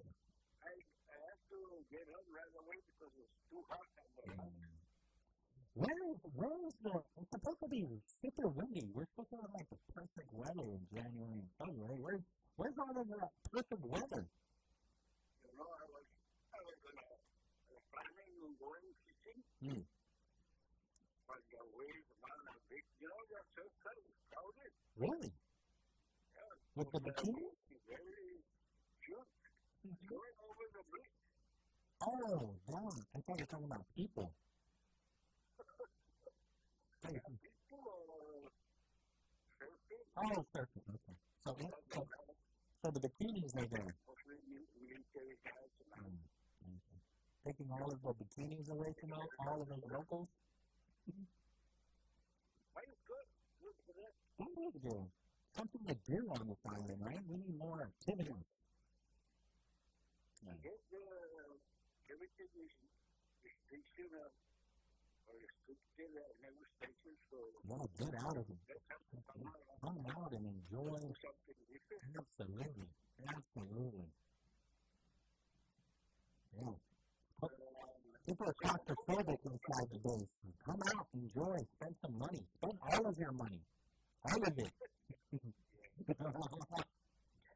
No, I'm not even joking. Spend all your money. Yeah, the swimming pool. The pool is crowded. Now the tourists, the Koreans are coming back. Nice. Heck yeah. Over at the Indian pool? Yeah, the Indian pool. Nice. That's exciting. Heck yeah. I know some of the military guys. You can kill a military guy. Sure. Yeah. I was good, the swimming pool is always crowded, long lanes and park along the side by the store. That's great news. That's good. Okay.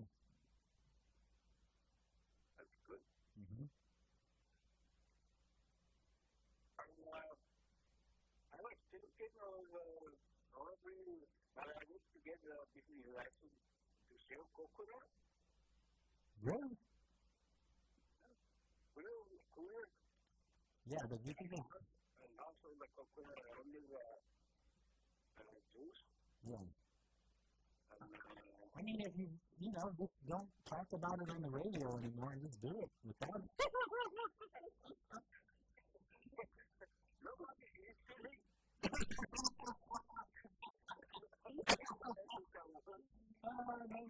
No, you're right. Nobody's listening right now.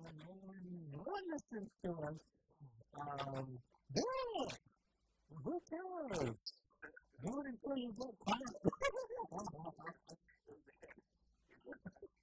Hey.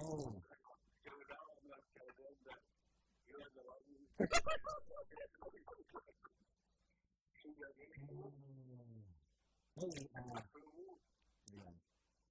No, I'm glad that you're thinking about that even now. I was listening to Marianas today, right? And she's thinking about veteran farmers, or, we got more veteran farmers and selling their wares and all of that. And so that's good. And good. Of course, you have to do it the right way, pay your taxes. Pay your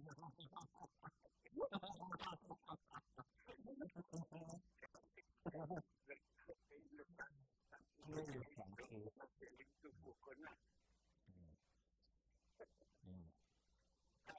To be honest with you, well, you're putting a business license on it. But you don't need public health because that's coming from the ground. It's not like you're cooking anything. You're taking it and you're cutting a hole in it. And then you could just say, well, it's by donation. So never mind the business. Like, just by donation. What do you want to gift me? Since you're gifting, all kinds of things. Want to gift me $10? I'll just do it. Thanks for the gift. Here, let me gift you this coconut. That I took. That's good. Yeah, no kidding. Yeah.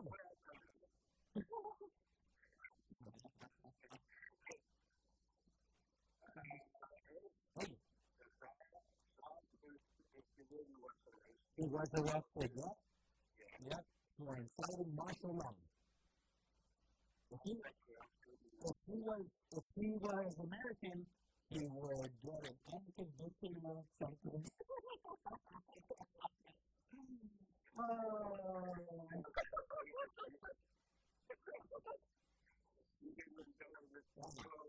In South Korea, you go to jail for inciting an insurrection.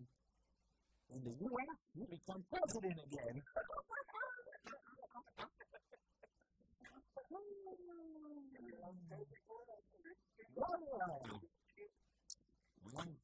Unconditional.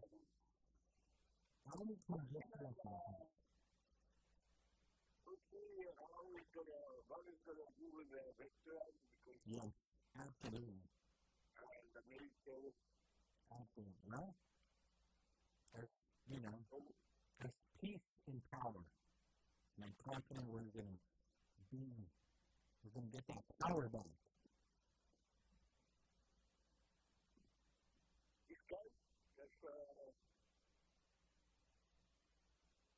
I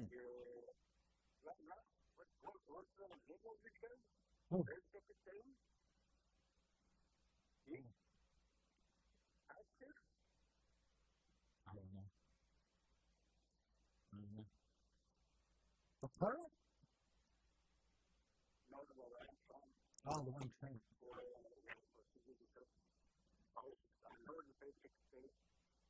I don't know. I don't know. To be honest with you. There was one. There was one, and then. Okay. Watch out. Whatever you want from that. Thanks for calling in and making me smile.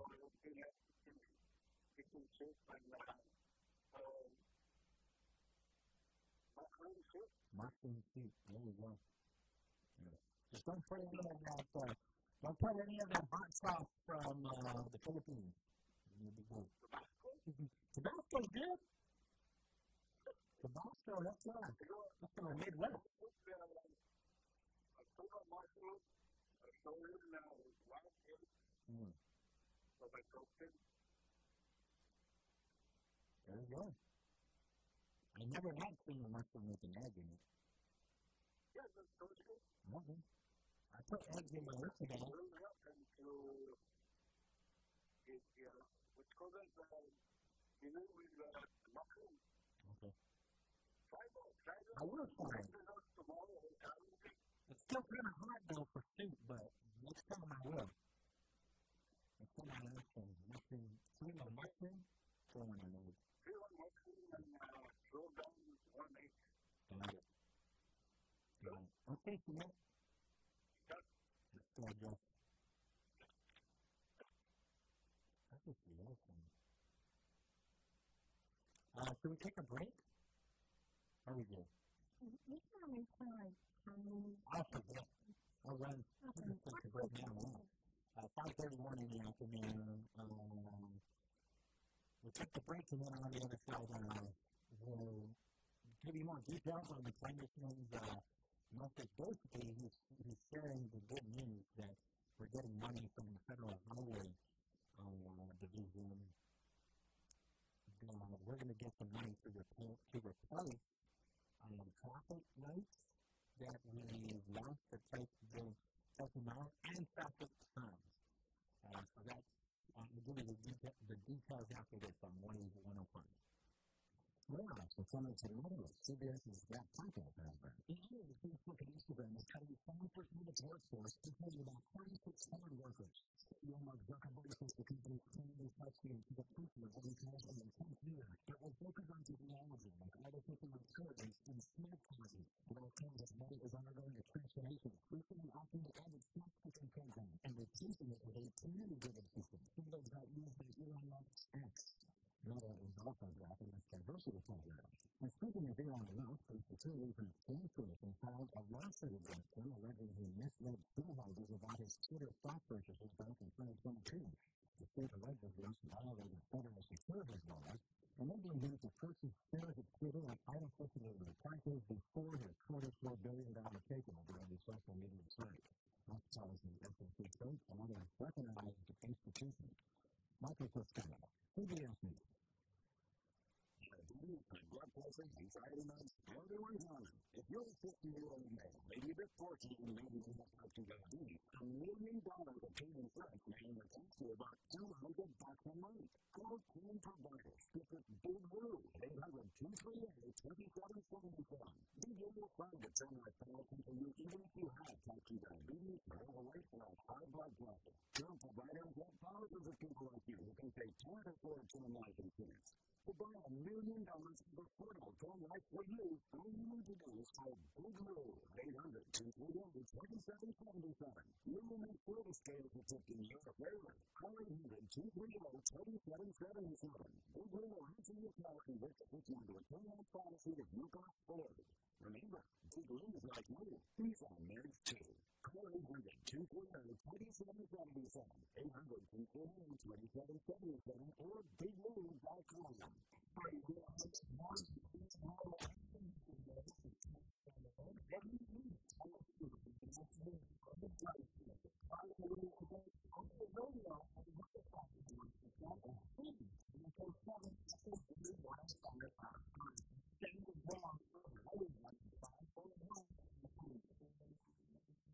There are so many reasons to forget Colorado Campus. The first one I know is the OCA meeting. Exclusive access, the discount, the fee. I keep telling you that that's all the money at a time. But we know, also basic, locally, others.com/forward. What's the forget that loaded? Canada is the physical. First reminder, what's that signal?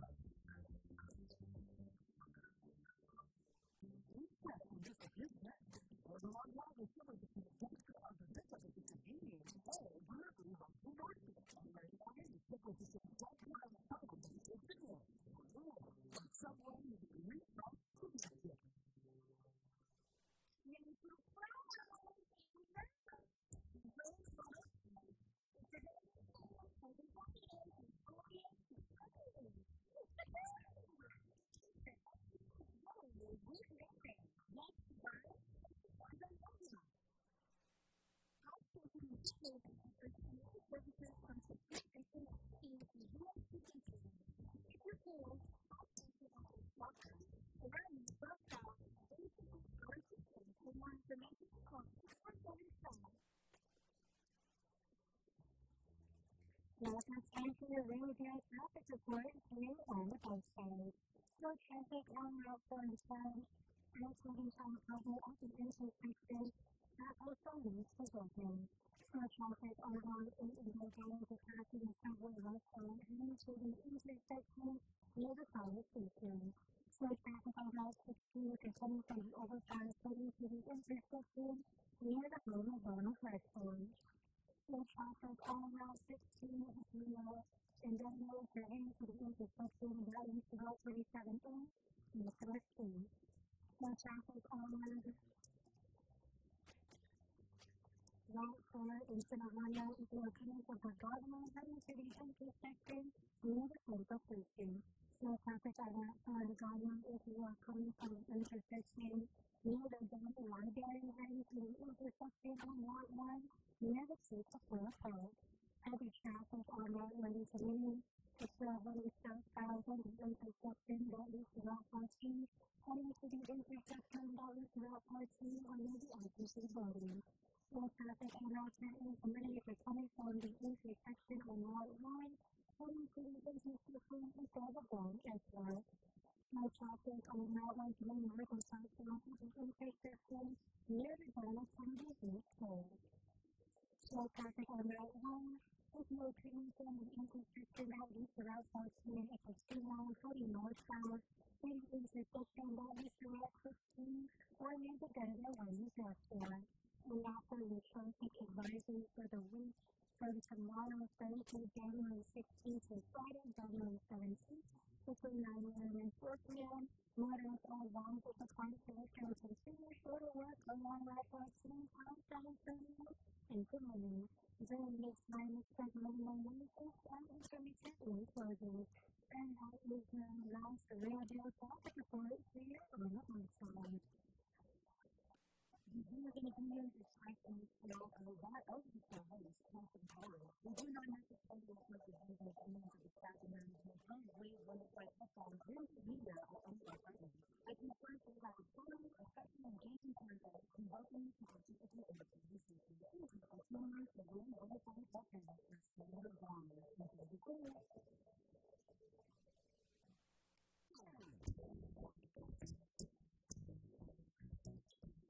Welcome back.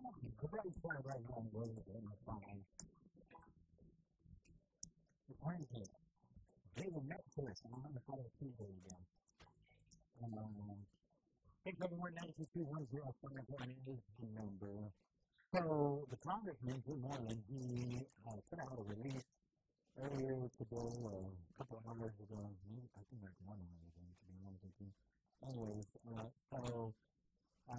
it's an announcement to let us know, again, that the Department of Transportation has announced to the House Appropriation Committee that the Guam Department of Public Works will be awarded $1.3, or I'm going to round up, $1.4 million. $1,375,919 to make repairs to signs and signals damaged due to Typhoon Mara, right? And so, it's been a long time coming, and we're going to get that money. So, the funding will come from the Federal Highway Administration under the fiscal year 25 Federal Highway Administration's Emergency Relief Program. The recently passed continuing resolution replenished the funding, avoiding the government shutdown late last year. So Moreland said in a release, it is always exciting to get notifications on funding for our island, especially when the funds are being used to make major improvements to our community. Improvements our community will benefit from. This grant would help improve signal lights and signs, allowing additional safety conditions for our roads. And so I remember there was an oversight that happened on October 10th. Well, it was a legislative hearing addressing road sign repairs. And so Jim Sariola, the Director of Public Works, on October 6th said that they have over 1,800 damaged or missing cars that happened before, during, and after the typhoon. And so he said, we got the funding for that from the Federal Highway Administration. They graciously agreed to fund the construction and the replacement of these funds. And they are only DPW willing to establish a contract to replace by year's end, with work potentially extended until the summer. And so when he was talking about establishing a contract for repairs by year's end, and again, this was back in 2024, October 10, 2024, that he was stating. So hopefully we can get all of that worked out in December. The congressman now in January can reverse the funding, and it is in fact coming from the Federal Highway Administration. How much money? Now we can confirm that is $1.3 million, or to be exact, $1,375,918.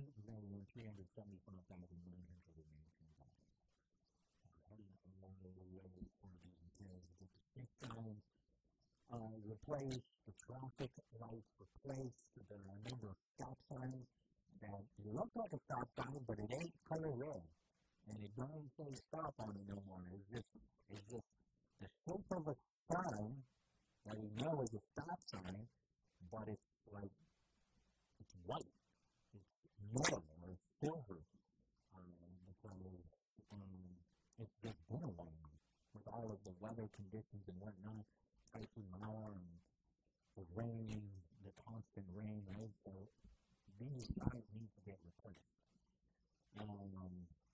Let's see here. There are two bills that I've recently talked about today.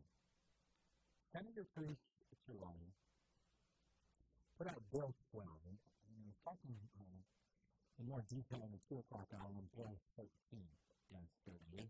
The Bill 12 is, and you can go to the the Guam Legislature.gov website, the 38th Guam Legislature website, and you can see the Bill number 12, introduced by Senator Chilani, is an act to reserve Lot 2417, Lot 1-R7, which is the former Department of Public Health and Social Services in Manila. It's basically, it's the vacant public health building in Manila. And so, her bill would make this building available to the Department of Public Health and Social Services and to authorize its use for the Guam Community College nursing program. And we can get the details more on that, right? Because you can access Bill 12-38 on the website. There is a very similar bill that is introduced by Senator Peanut Rose Lunenburg. And it's an act to transfer Lot 2417-1, yes, R7, yes, it's the same lot. It's the same lot. So Bill 12 is an act to reserve the lot for public health. And then Senator Peanut Rose Lunenburg, Bill 21. Ooh, can I open it up this time? Last time, well, so when I try to read Senator Peanut Rose Lunenburg's bill, if they're listening, they should let the executive director know that the page can't be found. It says, oops, that page can't be found. So Bill 21, it's not an act to reserve this lot, it's an act to transfer this lot. And it would be transferred from the Department of Public Health and Social Services to Guam Community College for the construction of a nursing home. There are similarities, but there are definitely differences. And I remember when both Senator Peanut Rose Lunenburg introduced this bill in the 37th Guam Legislature, I'm assuming, I'm unable to read the bill in its entirety because I just can't access it, but I can read Senator Pauly Suba's bill and know exactly what that one is. And so that one, Bill 12, which is, again, Senator Pauly Suba's bill, it recognizes the importance of the mineral facility. It talks about the electrical file. And then since its closure, service delivery has significantly declined. It talks about the solution of Bill 12 and making sure that it's reserved for public health to re-establish a central health clinic. If public health fails to develop the clinic within 5 years, then ownership will transfer to GCC for the same purpose. And now, there is a partnership within Bill 12 that provides a collaboration with Guam Community College's nursing program to train future healthcare professionals. Ern's on the line. Ern, Hafa Adai, sir? Hello, buenas, Hafa Adai. Hafa Adai. How long did you say? I mean, they're just getting to ordering the traffic signs and speed limit signs and the traffic lights now? So, last in October, they were, let me just bring that up again because it's,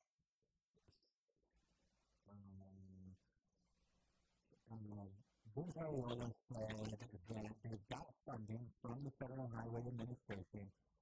They've agreed to fund the construction and replacement of these signs. They aim to establish a contract for repairs by year's end, which would have been December, right? With work potentially extending into summer. Then Congressman Jim Warren announced that the Federal Highway has confirmed that there is money that will be appropriated to purchase these signs. So now we just need to go back to Director Vince Ariolo and say, these sound like the same money that you needed for the contract to go forward, and then also for them to start repairing, which would go into the summer of this year. Here is the question that I have. Mm-hmm. What happened after tomorrow when they went around the island and did the assessment of all the damaged infrastructures? Mm-hmm. Traffic signs, whatever the mayors reported in that were damaged, traffic lights and everything else. It was going on 2 years since Marwa. Yeah. And by this summer, it'll be 2 years. What happened with that? They haven't. Now? Well, the report, they gathered all of it, and you said through the report, through all of that damage assessment and getting all of the data from the mayors and then also from DPW and whatnot, they found that it's 1,800 damaged or missing signs. But that shouldn't take almost 2 years to go and compile it. I don't think it was that. Basic mathematics to be able to add that up. Oh, yeah. I don't think that it took 2 years to get that data. I think it's taking 2 years to get that money. And so that's the news that Congressman Jim Warren is saying today, that we have that money now. Or not that we have it now, but it's coming our way, and it's been confirmed that money is set aside from the Federal Highway Administration to do what exactly they wanted to do. I think what Vince Ariolo was saying was, this is money that's not coming out of the general fund. This is federal money that is going to pay for these signs and these traffic lights. Isn't when President Biden declared Guam a disaster zone, there was federal money being available for those things, for the recovery of the island? Yeah, but I don't think any of that money was going to go towards signs and traffic lights because, again, Vince Ariolo was saying the Federal Highway is who we're having a conversation with. So those monies that would go for other things can go for other things, especially to the mills that needed it right then and there, right, to assist with the emergency mitigation. And so what they were doing was they were removing signs from other places removing some traffic lights from other intersections. That's why you'll see down in Guam on Route 14, you'll see one light where there's supposed to be three. They'll remove one or two, and then they were putting it in other intersections that needed them. And so it has been cannibalizing traffic lights from one place to put in another place until we get the money to replace these lights. I believe that money comes out every year. It's not just comes out when they feel like they want to do it. Yeah. You know, that's kind of, Yeah, well, I mean, when they give out that money every year on the start of the fiscal year, October 1st. Well, they didn't, you know. The typhoon until May? Yeah. Well, what I June timeframe, and they should have already started compiling all of that information and turned it over, and they should have already did the assessment, even if they ordered 500 lights or signs or whatever it needed. At least put it the ball rolling at that time. It's going on 2 years. Yeah, I mean, that's the same thing that we're saying with the temporary facility that FEMA said that they were going to give us the money for Simon Sanchez, right? Yeah, it's going on 2 years of that, too. I think also the load up with the federal government's budget. Remember, they didn't even pass the budget yet for fiscal year 2025. All they did was do the continuing resolution short from October. It's now January 2025, and they continue to push the resolution to later on in the year, later on this year, to finally pass a real legitimate budget for the federal government. I believe it's in March. Yeah, see, in March. So that money that we're supposed to get in October from federal, agencies, we can't get it because all it does is confirm that we will get it, but they haven't even passed the bill legitimately until instead March. Yes, but that doesn't preclude the previous year. That's true. I don't know. I haven't been tracking that far down. The situation is down. They're using that excuse. I'm sorry. That's not a viable answer. I got you. Because of this is done. Well, I don't. In the year of the actual typhoon. This is true. Fair point. And so I give up defending them. You know, that's kind of what did they do with the funding that they got for 2023, 2024, 2023, that started going into 2024. I didn't hear anything on the news about an NDA, only until this year. Right. And to be fair, I don't think that you're going to get money, for 1,800 signs and I don't know how many traffic lights every year. I mean, because they can already start the ball rolling with the 3 codes that they needed and delivery time and all the other things. Because then once they get the money, then they can go through the vendor for it. Right. The vendor can do it. And if the money, now we can start doing the 2 codes. Giving the quotes from the vendors shouldn't be an issue. But each week, if it's going to prolong it again, if it's going to prolong things again and make it to where that, we can't do anything until the money is there, really? I don't think so. Well, some vendors refuse to work with the government until they see the money, because they've been given a chance numerous times. They're going, no, we learned our lesson from before. Yes, I mean, whose fault is that? Yeah. The people going for? Or is that it's not, but unfortunately, people in the government? It's not, but unfortunately, we're the ones that pay for it. So, they're using the money elsewhere instead of paying the vendors. Actually doing fulfilling the contract that they signed with the government, and they are not fulfilling it. And that's the issue there. That's why not just local government, federal government too also. Whether they do the match of 1-to-1. For every dollar that the government puts out, and something like that, and whatever that may have.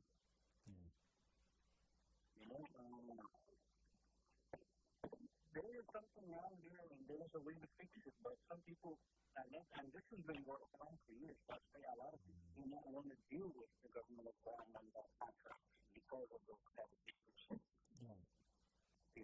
Not getting paid, but yet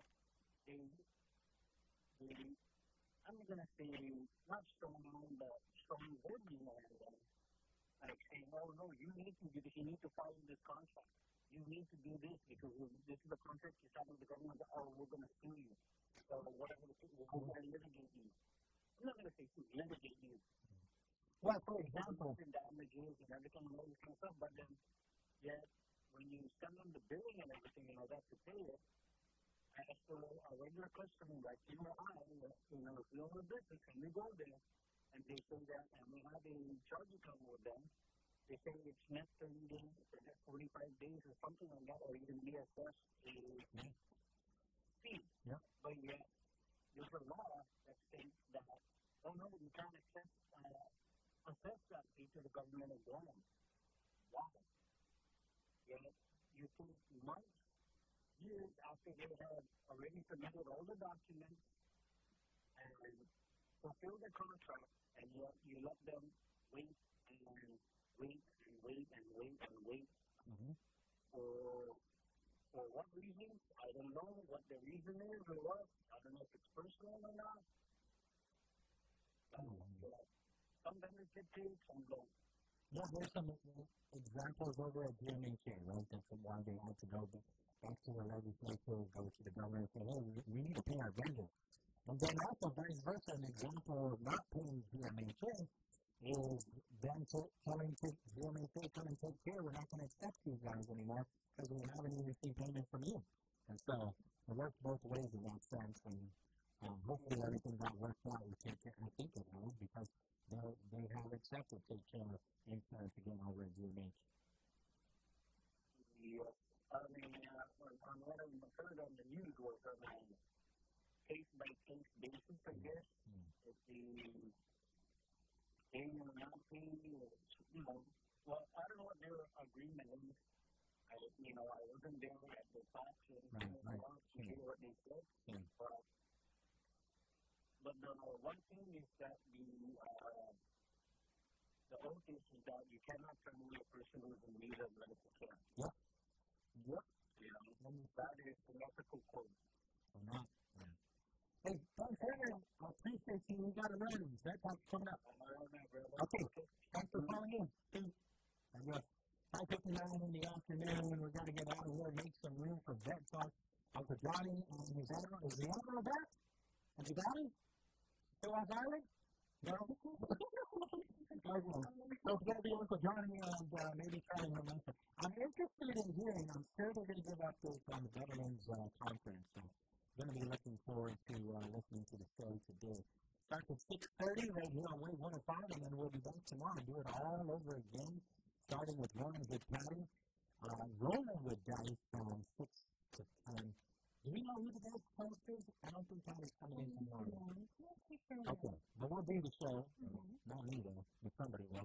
6 to 10, and then 10 to 11, and the 20th is coming in. The reason why I can't be, so there's a pre-arranged interviews for the MBJ that I got to be covering in the morning. And so I made those appointments at like 8:30, 9, all this week.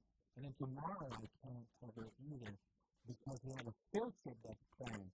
So Academy of Our Lady of Guam students, journalism students, are going to be coming in for about an hour and 45 minutes in the first part of our show.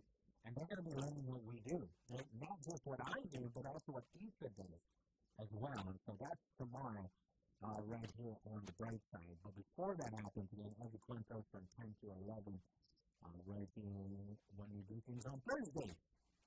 So can't wait for them.